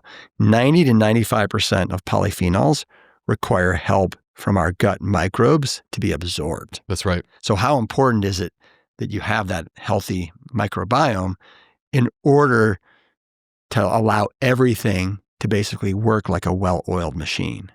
If your microbiome is unwell, then these nutrients, fiber, polyphenols, and by the way, when I talk about fiber, the other thing I talk about in the book is resistant starches, which are conceptually behaving a lot like fiber, but not the same. If you have these nutrients and your gut is unwell, you actually are giving it what it needs to heal. But as your gut becomes healthier, the ability of the gut to manufacture from the same food. Yeah. So it's interesting. I don't want to deep dive this other than to say that you could give a person the exact same thing every single day, and without increasing the fiber or the polyphenols, your body will produce more short-chain fatty acids because your gut microbiome becomes more efficient and capable of manufacturing as it gets healthy. So the polyphenols contribute to the production of short-chain fatty acids. Yeah, so the polyphenols are not turned into short-chain fatty acids themselves. Right. But if you were to consume the same amount of fiber and then sprinkle in some polyphenols, you'll start getting more out of your fiber because you're shifting the microbiome to a healthier state. It's just fascinating to me how, on one level, deep and complex all this is, and on a whole nother level, it's very, very simple. Well, because we could get back to the golden rule, right? The golden rule of gut health is to eat a wide variety of plants, right? And so, like all these things, I'm parsing out fiber and polyphenols and the other two that we'll talk about, but I'm actually just coming back to one core concept. Yeah. And the one conversation that we had on this podcast when I had John for Fiber Fueled that I'll never forget is when you talked about, 30 different types of whole plant-based foods every week, the American Gut Project, That's right. What was it, 10 years, however many, 30 countries, very, very cool study. It was a very cool study, and it gave us this concept. And since that time, we have new studies that are validating the same general idea.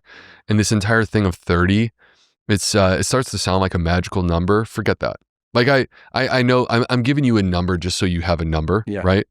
But if you were at 30, I want you at 40. If you were at 40, I want you at 50, right? Because the issue is that there should be no boundaries to adding variety to your diet. The more you do, the more that you receive. I like it. Like it. Have you ever figured out the number of grams of fiber that you eat in a day? I've never been one to track anything. Like I don't track my macros, I don't track my protein intake, and I don't track my fiber intake. So to me, it's actually in a way, I'm a believer in simple, refreshing approaches that get the job done. Yeah. So I notice you're not wearing an Oura ring. You're not monitoring. No, this is my wedding ring. No, I know. Yeah. I don't either. This is a basic watch. I noticed that. Yeah. It's not the Apple Watch that is reading everything. Yeah. I like to keep it pretty simple myself. Well, actually, those things, Rib, just a quick comment. Yeah. I kind of feel that they're a distraction. So imagine for a moment, if you were with me, if you were my patient, all right, I would say to you, Britt, how are you doing? And you would give me an answer. And that information would tell me the vast majority of what I needed to know. And then I would say to you, what's going on with your bowel movements? And that would give me the other information that I really need to know. Okay. Now, both of those things are completely free to every single listener of your podcast. Mm-hmm. Now, if I had blood work, I would wait until I understand what's going on with you before I turn to the blood work. And that would contextualize what I see in your blood work. The blood work is secondary, right? And the same would be true for wearable technology. I would want to hear how you feel, and then I could contextualize that with the data. But the data is not number one. The data is secondary.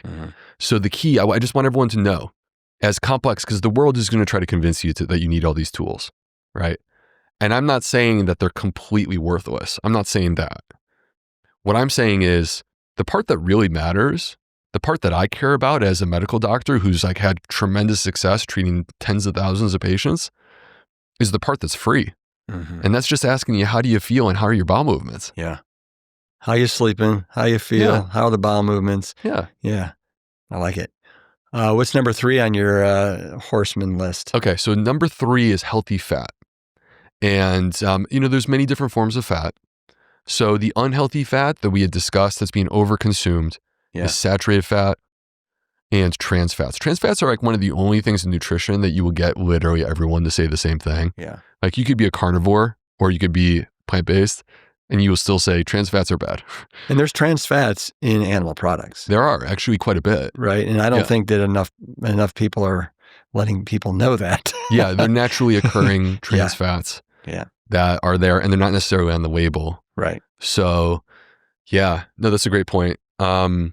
So those are the unhealthy fats. Now, I'm not here to argue a high fat diet, right? That's not the argument.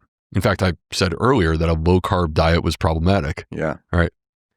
I'm here to argue that for the fat that you do include in your diet, let it be healthy, right? So what are the healthy fats that you want people to eat? Well, so like the healthy fats from my perspective are like take an avocado. All right. Number 1, delicious. Number 2, way more fiber than you realize. Tons of fiber. And number 3, healthy fat, right? And this is good for the microbiome. So, or nuts and seeds. Now, the main fat that I got my eyes focused on are the omega-3s. Right. Because the omega-3s are what we would call essential. So that means that we can't produce them. We must get them from our diet and our body needs them to function properly. So essential in the same way that other essential nutrients are. And the challenge that we have, I think that this is a conversation that's worthy of having with the plant-based world, because I have to come forward and say with honesty that this is where there's a deficiency issue Right. in the plant-based world, because there's 3 main types of omega-3s. And ALA is what we would call the short chain one. And ALA is what you find in like chia, flax, hemp, walnuts. But the longer form ones, EPA and DHA, those are actually the ones that really matter. And particularly the DHA is the one that like we need for brain health. 60% of the weight of our brain comes from this. So, and it's also anti-inflammatory. Now, if you eat enough chia, flax, hemp, that ALA can start to get converted down the line. But the problem is the conversion is very inefficient. So the vast majority of people who eat a plant-based diet are going to end up being deficient in omega-3s. So I would imagine that also most people are deficient in omega-3s. Most people, this is not just a plant-based thing. Yeah. This is definitely not. And I chuckle when people talk about the omega-3s and grass-fed beef. The amount that's in there is so minute and trivial that it's a joke, right? I mean, yes, it's proportionally more than the like feeding lot raised sick cow. But anyway, All right. So the point though is that like globally, we do have this issue with omega-3s, and we have the ability to test this. I honestly think that we should take advantage of that.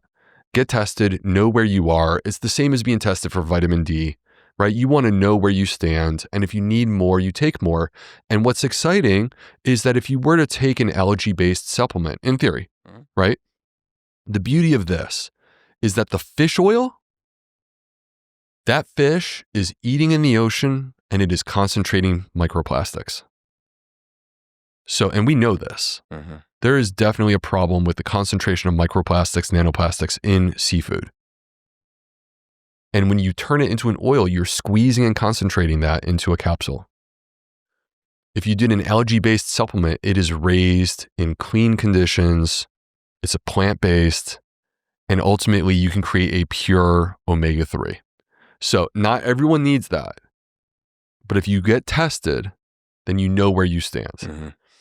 Rip, if it's okay, I would like to take a quick moment and I just want to comment on something for your audience. Yeah. Okay.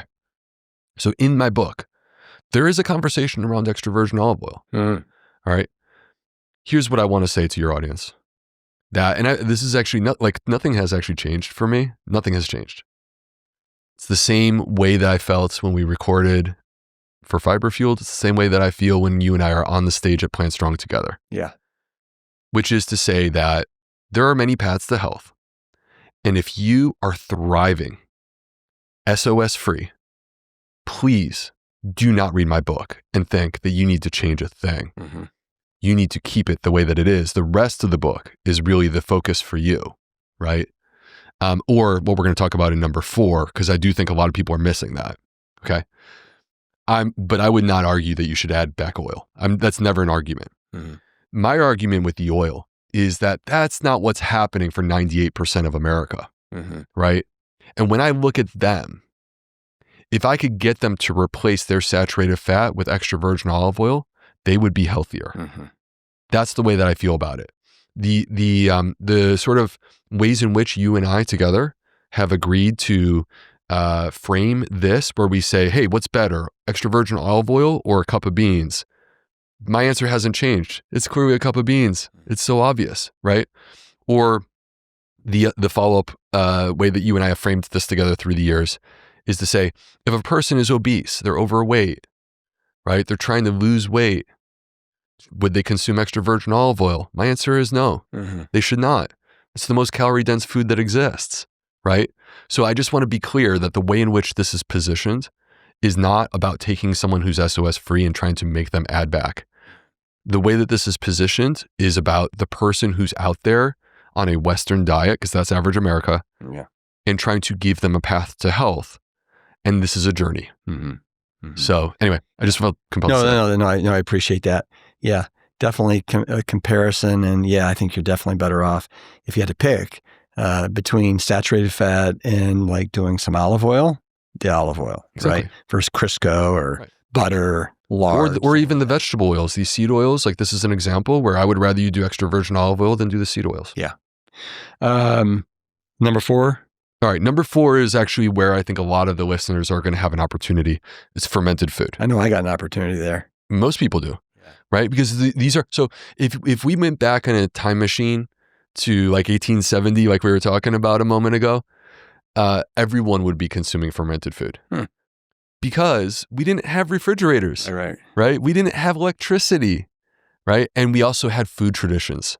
So every culture across the globe had as a part of their food tradition, fermented food. This is how you maintained the harvest beyond 1 month. And so, but then you come to America and we're not only a melting pot, but we're the most industrialized nation in the world. And we didn't need them anymore. Like we basically invented a series of, preservatives and other things that we could add to our food that, like a question for the listeners at home that I want you to just ponder for a quick moment. What is a preservative? Like how does a preservative work? Well, the way it works is by killing microbes. Because if you don't let the microbes in, then they can't do what they normally do, which is the natural life cycle of food, and it breaks down and it goes back to being soil. Right? So anyway, the point is that fermentation was a healthy way for us to create food preservation for a very long time. What we know today, let's fast forward to modern science. They study out of Stanford University, Justin, Erica Sonnenberg, and Christopher Gardner. These are my friends. Have you had Christopher on the show? You need to. Okay. Yeah. You guys would get along really well. Love it. Yeah. He's got a book coming too. All right. So, and they're at Stanford University, and they took people and they started a high fermented food diet. And here's what's exciting. 8 weeks, just 8 weeks. They increased the diversity of their microbiome. So where they started in terms of the diversity of their microbiome, which is a measure of health within that ecosystem, it expanded in 2 months' time. And this is going to validate the entire thesis of my book, because once again, after looking at thousands of studies, this is not the only example. There are many examples where the gut and the immune system, you can't separate them. As the gut gets more diverse, inflammation dropped off hard. So we have an opportunity through fermented foods that are unique to add back diversity into our gut and to reduce inflammation. What I believe I read in here regarding fermentation that really appealed to me, and it's kind of what you said earlier regarding the coffee and the nudge, is that you don't need a lot, if I'm not mistaken. Just a little bit consistently really goes a long way. Yeah, and find the one that works for you that you like. It's not just sauerkraut and kimchi, right? You can make your own. I'm happy to provide recipes. Like I have a private community where we did a fermentation month. We made dilly beans, which were green beans that were fermented. We actually had a fermented honey, believe it or not. Wow. We were making all kinds of stuff, but you could also literally take miso. All you need is miso in your fridge, and all you need to do is take a scoop and add it to some water, and you've just made miso soup. Well, you've got a whole bunch of recipes in the back of this book. Any fermented ones in here that you know of? I don't recall if we actually taught fermentation in the I don't think we did, but in the cookbook there's a fermentation chapter with recipes, and fermented foods are being encouraged as a part of what you do, because this is one of the 4 workhorses. Yeah. So, and a quick comment on the salt, because this is the question everyone always asks. Yeah. Right. So I'm here trashing salt, and then I'm simultaneously celebrating fermented foods, and that seems inconsistent. No, actually, it's very consistent. Here's how this works. If you eliminate the source of 70% of your salt in your diet, right? You take that number that was 3,600 and you drop it by 70%. You are clearly in range. In fact, you have room. And then you create this room where fermented foods can be added. You're not making yourself have a salt problem. Your salt is absolutely in balance with the inclusion of fermented foods that are by themselves high in salt. And if they were the dominant form of your diet, that could be problematic, but that's not what we're doing. Do you have a favorite fermented food? Oh man, my wife loves when I make sauerkraut, and she I get comments all the time where she's like, "Gosh, you gotta make more of that." Yeah. So, and it's so easy. Yeah. I like tempeh. That's probably my favorite. So tempeh is cool. Okay. So tempeh is cool because, I think it's a better version of tofu, in my opinion. The texture is heartier, and it still takes on the flavor. So whatever flavor profile you add to it, it's nice. Yeah. Yeah.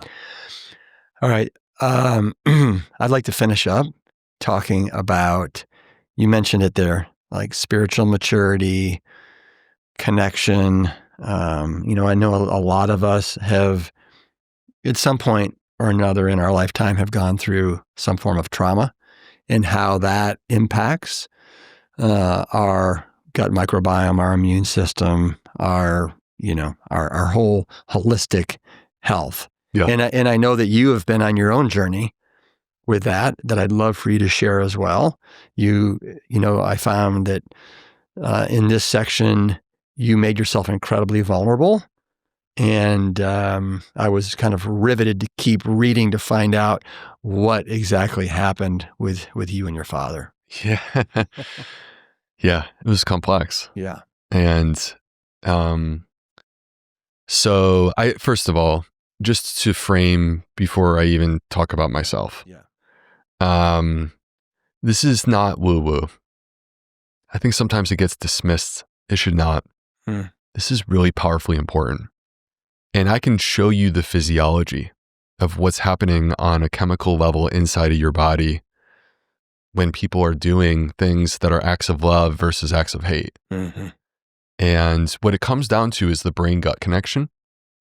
And I would argue the brain-gut immune triangle, these three pieces, brain, gut, and immune, that are interconnected. Because if you impact the gut, you're going to impact the immune system too. And the way that this all plays out, Rip, is that it has to do with what we call the sympathetic and parasympathetic nervous system. So your body was designed to, when necessary, go into overdrive to protect you. And that's not necessarily a conscious choice. If you get cut off in traffic, or if you're not comfortable with public speaking and you have to go up on stage, or if you hit bad turbulence on a plane, your body is going to respond to that, and that's the activation of your sympathetic nervous system.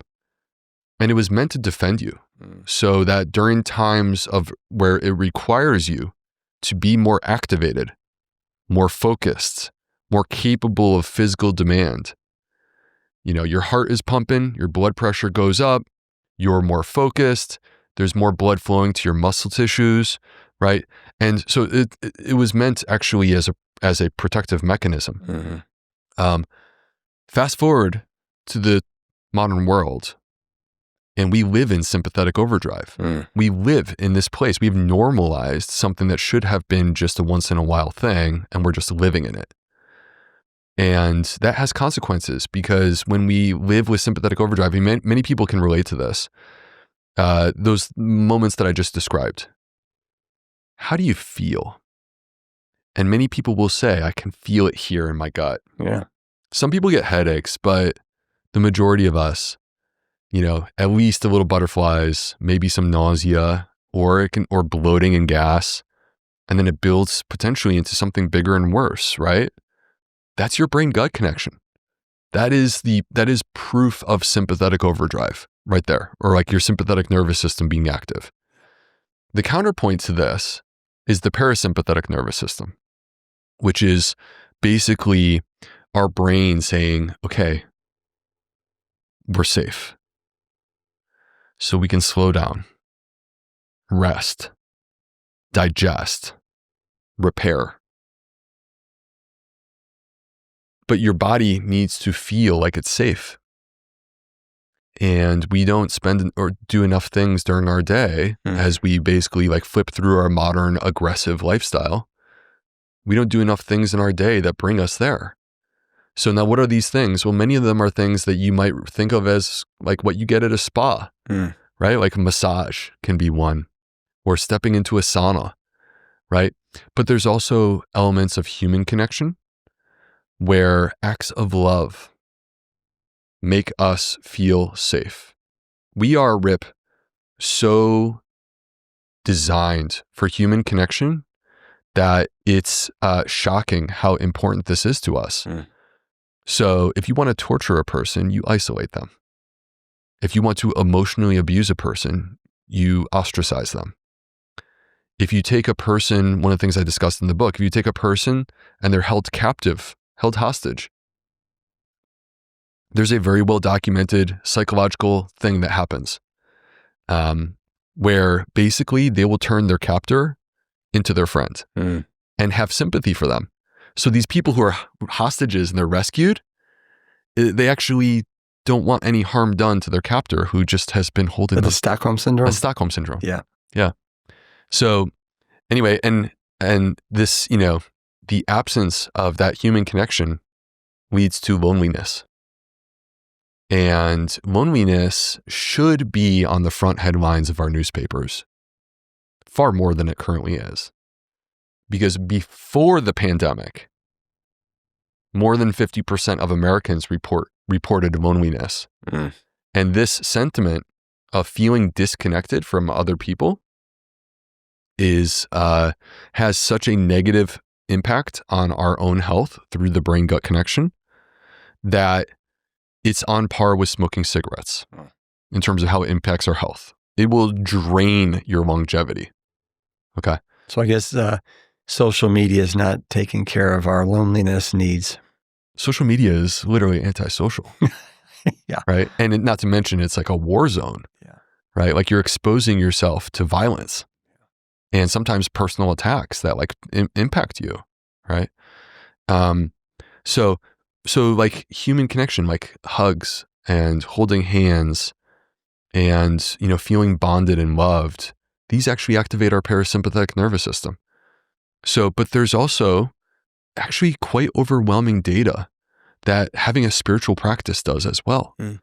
Whether that be, you know, prayer, reading your Bible, spiritual singing, music, spiritual music, the act of actually going to a service, these elements, it's actually, I described it in the book, it's quite shocking how beneficial those things are. And why would that be? Because we're not just the thoughts in our conscious mind. There's clearly this other compartment of who we are, the non-conscious mind. And there's feelings in there. There's emotions in there. There's things that exist in there. And part of what exists in there is this ethereal question that I think that we all grapple with as adults. Like I certainly do. Who am I? What is my purpose? Why am I here? What does it all mean? Mm. What happens when I die? Right?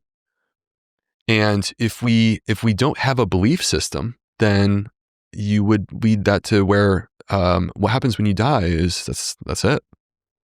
It's over. Mm-hmm. That's pretty dark and depressing. A belief system allows you to have a way to process all of the questions that I just asked and to contextualize your own existence, not to mention the existence of your friends and your family and the people that you love in a very healthy way, right? That actually serves you powerfully. And I talk about in the book how I believe, and I wholeheartedly believe this. I wouldn't come out and talk about this if I didn't wholeheartedly believe this, because in a way I'm taking a risk to like open up this conversation that a lot of people are not comfortable. Mm-hmm. But I wholeheartedly believe that we have a spot that exists inside of our heart that is yearning to understand who we are and this relationship with something bigger, right? Like, and you could quite simply say a belief in God. And I would go and go so far as to say, if you look at every culture across the globe throughout the entirety of human history, they all converged on the exact same outcome, the exact same belief. There must be something bigger. They all point to the sky, and they may call it different words because they live in different places. They're all talking about the same thing, right? And that hole in our heart, we're going to try to fill it one way or the other, right? But you might try to fill it with stuff that's like junk food for the soul, right? It's like sugar for the soul. It feels great for 2 seconds, and then you're actually less healthy than you when you started, and you're yearning for more. Whereas if we fill it with the healthy stuff, then it actually does make you feel full. And so anyway, to bring it back to the other thing that I've seen, and I discussed this in this chapter 8, is the impact that trauma has on people's lives. And I've had people who eat the right food, plant strong way. They exercise, they sleep, they follow every wellness tip that I provide and every other major person does. And they're not well. And then you get to your 5th or your 6th visit with these people as their doctor, and the trust has reached a point where they're comfortable sharing that thing. And it's that thing that they don't spend a lot of time thinking about. Let me ask you this. That thing, How recently did you start looking for that thing with your patients? Well, so in the book, I discuss how back in 2010, I was assigned a clinic at the University of North Carolina with Dr. Douglas Drossman, who I was not excited about this. And it turned out that this was meant to happen. Right. Where it opened my eyes because he was both a professor of medicine and psychiatry. He was talking about and connecting the brain to the gut decades before this was even a term. Yeah. And I saw people, Rip, who would come in, they would fly to Chapel Hill, North Carolina with a binder of every single test and radiology thing and procedure, and they'd had everything 5 times over. It's not a testing issue. The issue is that they didn't understand that the source of their problem was trauma. And that trauma, the way that this works, going back to our model of the sympathetic nervous system, is that if the sympathetic nervous system is your life with your foot on the gas, trauma is the lead foot that never lets go. The foot is on the gas all day, every day, 24 hours a week, 24 hours a day, 7 days a week. And there's a part of your brain called the amygdala. This is the part of your brain that would light up if you went to a haunted house at Halloween. And it lights up in these people that have been exposed to trauma. That's the way they live, fear. So what I've seen, Rip, is that if you take that person who's doing everything right and you address the true source of their problem, which is trauma, it's like a rocket ship that is trying to blast off and it's been chained down and it's fighting. It wants to go up, but it's held back.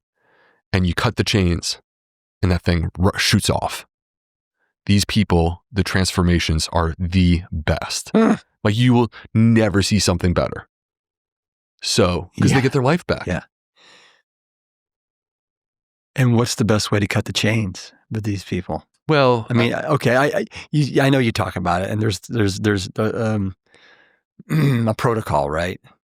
There's different tools that exist, and let me be the first to say, I see my job as allowing people to understand this part of their life that is influencing their health, and they've never made that connection before, and it's the part of their life that they prefer to have hidden in the corner.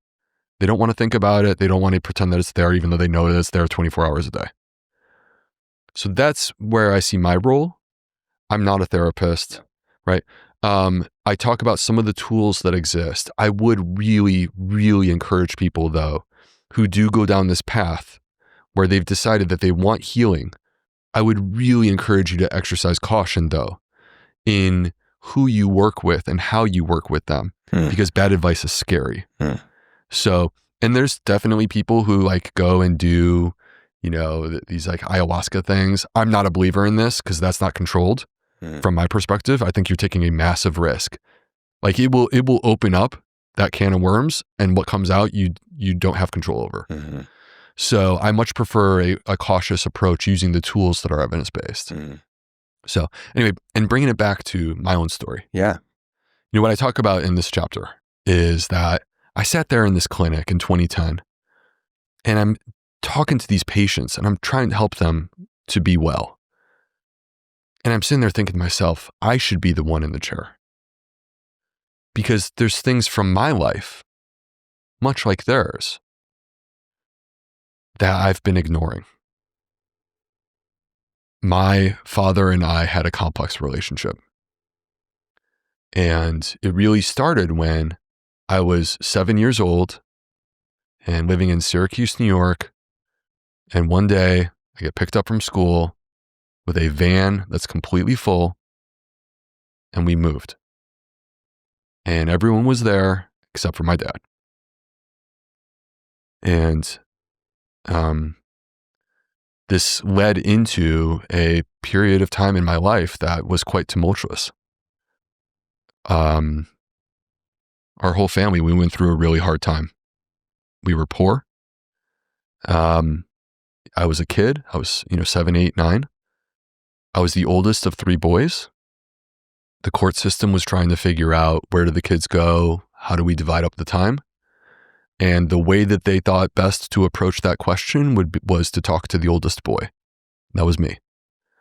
So I was spending a lot of time with these court-appointed people. And I was old enough and smart enough to understand who these people were, where they were coming from, and what the ramifications of my words were. And I think that there's like a psychological processing that I don't know. I'm sure there's many people who are listening to this who come from a home that's divided. And by the way, with massive love to both of my parents, and no disrespect to them. They were adults. And, I can't go back and re-understand everything there. But I think that, like, psychologically, in a home that becomes divided, I think children feel a pressure that's not necessarily imposed on them, but there's a pressure to choose. Who am I with? Right? They're divided. Who's the parent that I love and who's the parent that I have a problem with? Mm-hmm. And I took an attitude of basically like, Dad, you are the man of this house. How could you let this happen to us? Look at what's happened to us. How could you allow that? Why didn't you do something to fix it? Why didn't you do your part to make sure that we would never have to go through what we're going through? And so I held him accountable. And this led into feelings that basically like created a rift between us. Now, I have to tell everyone that my dad, he was trying so hard. And he would take us on camping trips constantly. 3 boys, just my dad, no help. He would take us on family vacations. We'd hop into the car and drive into Canada, down the eastern seaboard. He was trying so hard. But I didn't see that or understand that. All I saw and knew was there's a problem and you're going to be held responsible for this. And it ultimately led to, around the time that I was in college, I stopped talking to him. And we went through a period of time where basically there was 0 communication, and I was not willing to receive it. Mm-hmm. And so as I wrote Fiber Fueled, and I talked about this health transformation that I went through, it's very easy for me to talk about the glorious change in my diet and what a wonderful impact that had on my life. And there is no doubt it's been life-changing for me. But that wasn't really the whole story. I was holding back. And in 2012, I hadn't talked to my dad in about 10 years, a little more than 10 years. And I was blessed because like the exact person that I needed to come into my life did. And that's my wife. And I've talked about how she helped me to change my diet. But that's not the only thing she helped me with. She basically said to me, as we were getting ready to get married, you have to call your dad. And so one day I picked up the phone and I gave him a call. He was shocked. And that was the start in 2012 of us reconnecting, rebonding. And so we had great years together. And we made up for lost time. And there was something that happened when my daughter was born, where you hold this person. She's, by the way, 11 now. She's a great girl. And you're holding this person. And for me, that was the most important moment of my life. Everything changed. I had a purpose. The love that I feel is more intense than any love that I've ever felt in my life, by far. And I would do anything for this person, to protect them, to defend them, to provide for them, to give them a great life. Yet at the same time, it helped me to reconsider aspects of my life. And so as I sit there, you start to understand as a parent where your parents came from. And I have 4 kids, and it is not easy. And you now understand how hard my dad was trying. Yeah. And, you know, taking those camping trips, 3 boys, gosh, I don't know if I could handle that. Right?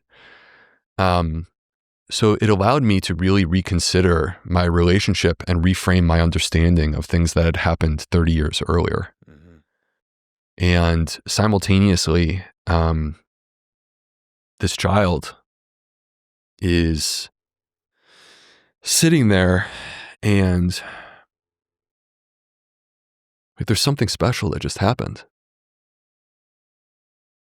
A soul was created, much like you and I. And where that came from, I don't know. And I don't think science will ever be able to explain that. But there's something there. And I think on some level, Rip, in that moment, it allowed me to open up my heart, because it was closed, to the idea that there's something bigger. Because that soul came from that place, and she's here with me. And so that helped me. My spiritual journey has been far less mature than my plant-based eating journey. But it also has been one of the, I share because I see these as opportunities, right? I talk about the 4 workhorses because I talk about what's missing in our diet. Yeah.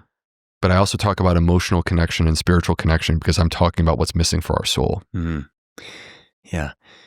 Thank you for sharing that.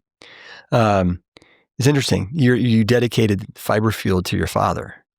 And did he live to see this come out or not? No. So people can flip open Fiber Fueled and read the dedication. I wrote that. My dad, so a quick little story on this.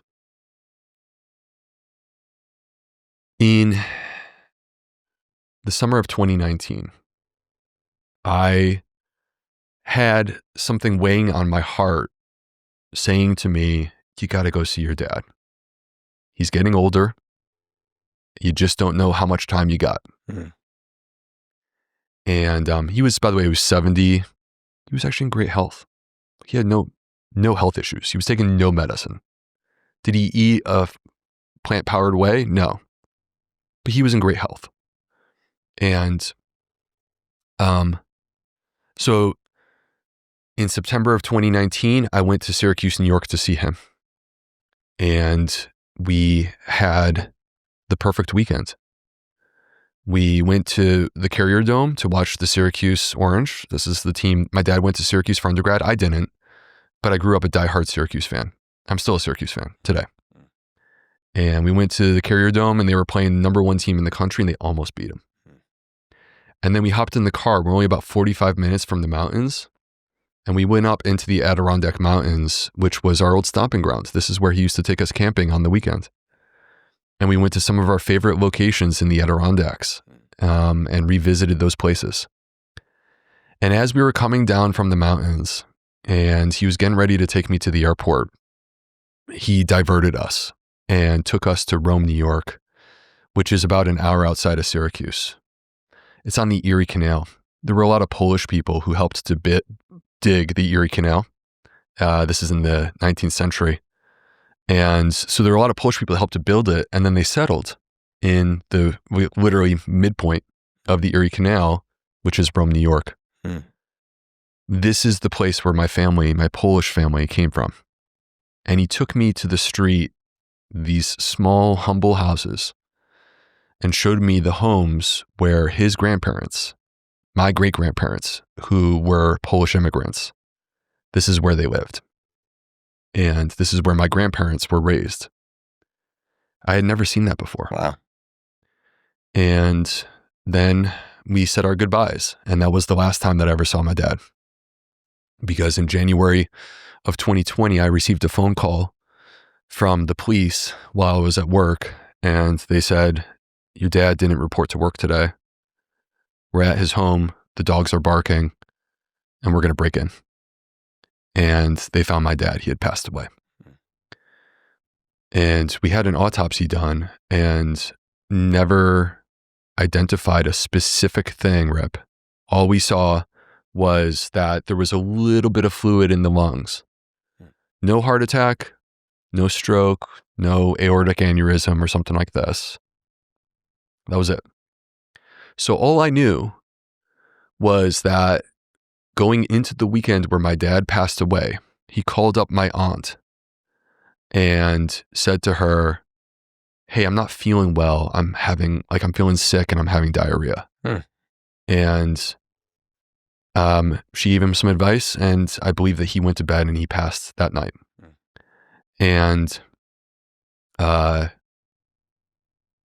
forward a few months, and I went on an interview on a TV show with who I was being interviewed by a friend of mine who knows me really well.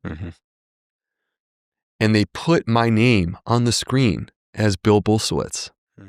Most people don't realize I'm a junior. Bill Bulsiewicz is my dad. I've never been Bill. I've always been Will. Bill Bulsiewicz is my dad. And they put that name on the screen. And I called up my friend Mark, who had lost his dad at a young age. And Mark told me, your dad is going to send you a sign. And so I called up Mark. I was like, Mark, they put my dad's name on the screen during the show. He goes, okay, that's interesting. Number one, that's a sign. There's something, he's trying to send you a message. But number two, he's like, I just went and checked their website and they changed the name back to Will. So that was all quite interesting, and it helped me actually rip, like, however people may feel about what I'm saying right now, it helped me to understand, because what I was on that show talking about was the effects of COVID on the gut and how COVID could manifest with diarrhea. I think my dad passed from COVID. Wow. I think he probably flipped into an abnormal heart rhythm, which is known to happen with that virus. So anyway, so suffice it to say that, I think the bottom line is that healing comes in many places, not just what's on the plate. And that's the plus of Plant Powered Plus. Well, so it's a nice reminder to all of us to go beyond what's really obvious, and how, just to circle back to your father, how grateful you must be that you got to have that wonderful weekend with him before he basically went off on another journey. I'm so glad that he and I reconnected. There clearly is still some guilt over the way that I handled things between us. But I'm so glad that we reconnected, and also my faith allows me to know, like, not just pretend to know. My faith allows me to know that we're not done. and that we will see each other and we'll continue to talk and have that conversation. Mm-hmm. Who is this book dedicated to? I dedicated this book to my mom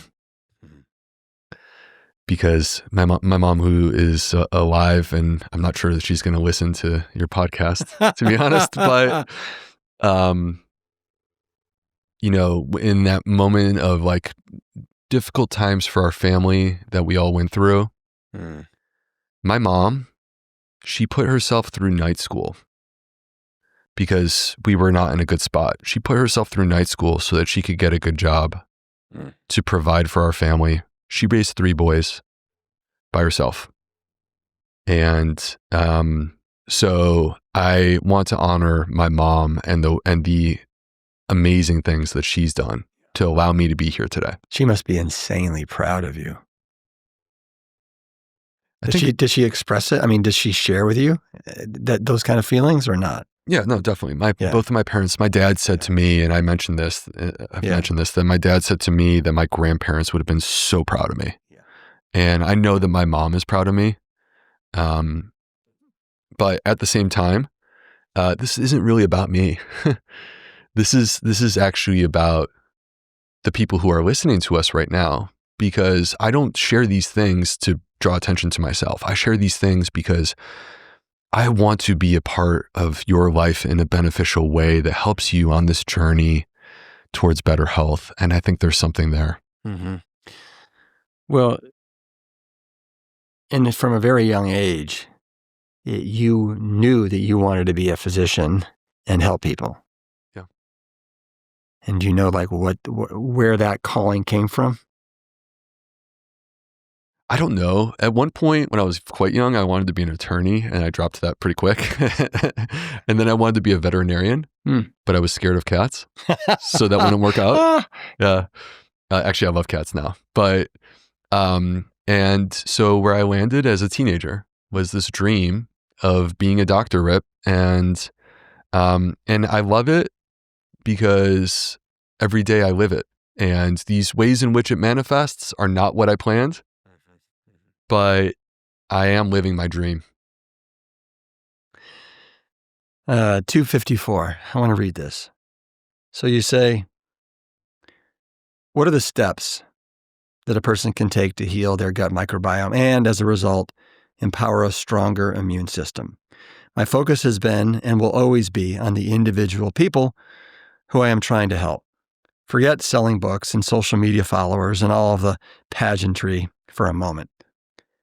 At my core, my soul has always dreamed of helping people. It's always been there, authentically a part of me. As my career has evolved, I have found new ways to fulfill this goal, but my heart and focus remain on that individual who needs healing. This is my way of saying, this is my way of saying that I wrote this book for you. And I just want to say how wonderful it is to connect with you again and be doing this podcast with you. But then for you to take, because I know this took you several years to put this all together. And you mentioned how since you wrote this book in 2019, there's so much new stuff that has come out. And you have done such a phenomenal job, I think, putting together what is a phenomenal roadmap for anyone whose health might be suffering to follow. And as you said, it goes well beyond the plate, right, to the plus part of this book. But big kudos to you for getting this out in the universe. Obviously, I'm a huge, huge fan of you and all your work. I feel in many ways like, I've seen your rise, right? Since you were there in the beginning. Since you wrote Fiber Fueled. And so incredibly proud of the journey that you're on and continue to be on. And also, and you mentioned this in the book, and I think that when I look at you, I see this. You mentioned how as a young adult, you didn't love yourself. But to me, I look at you and I see somebody that seems very happy with themselves, is best friends with themselves, and loves themselves. And to me, that's a powerful, powerful thing. I'm in a great place. I have a lot of joy in my life, and there's many aspects to where that comes from. And that's something that I absolutely want to share with the world. Yeah.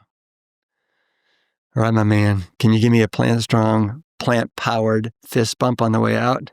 When I say plant, you say powered. Plant. Powered. Plant. Powered. All right, let's go. All right. See you next time. Absolutely. Chronic inflammation. It doesn't have to be your normal, and Plant Powered Plus isn't about perfection.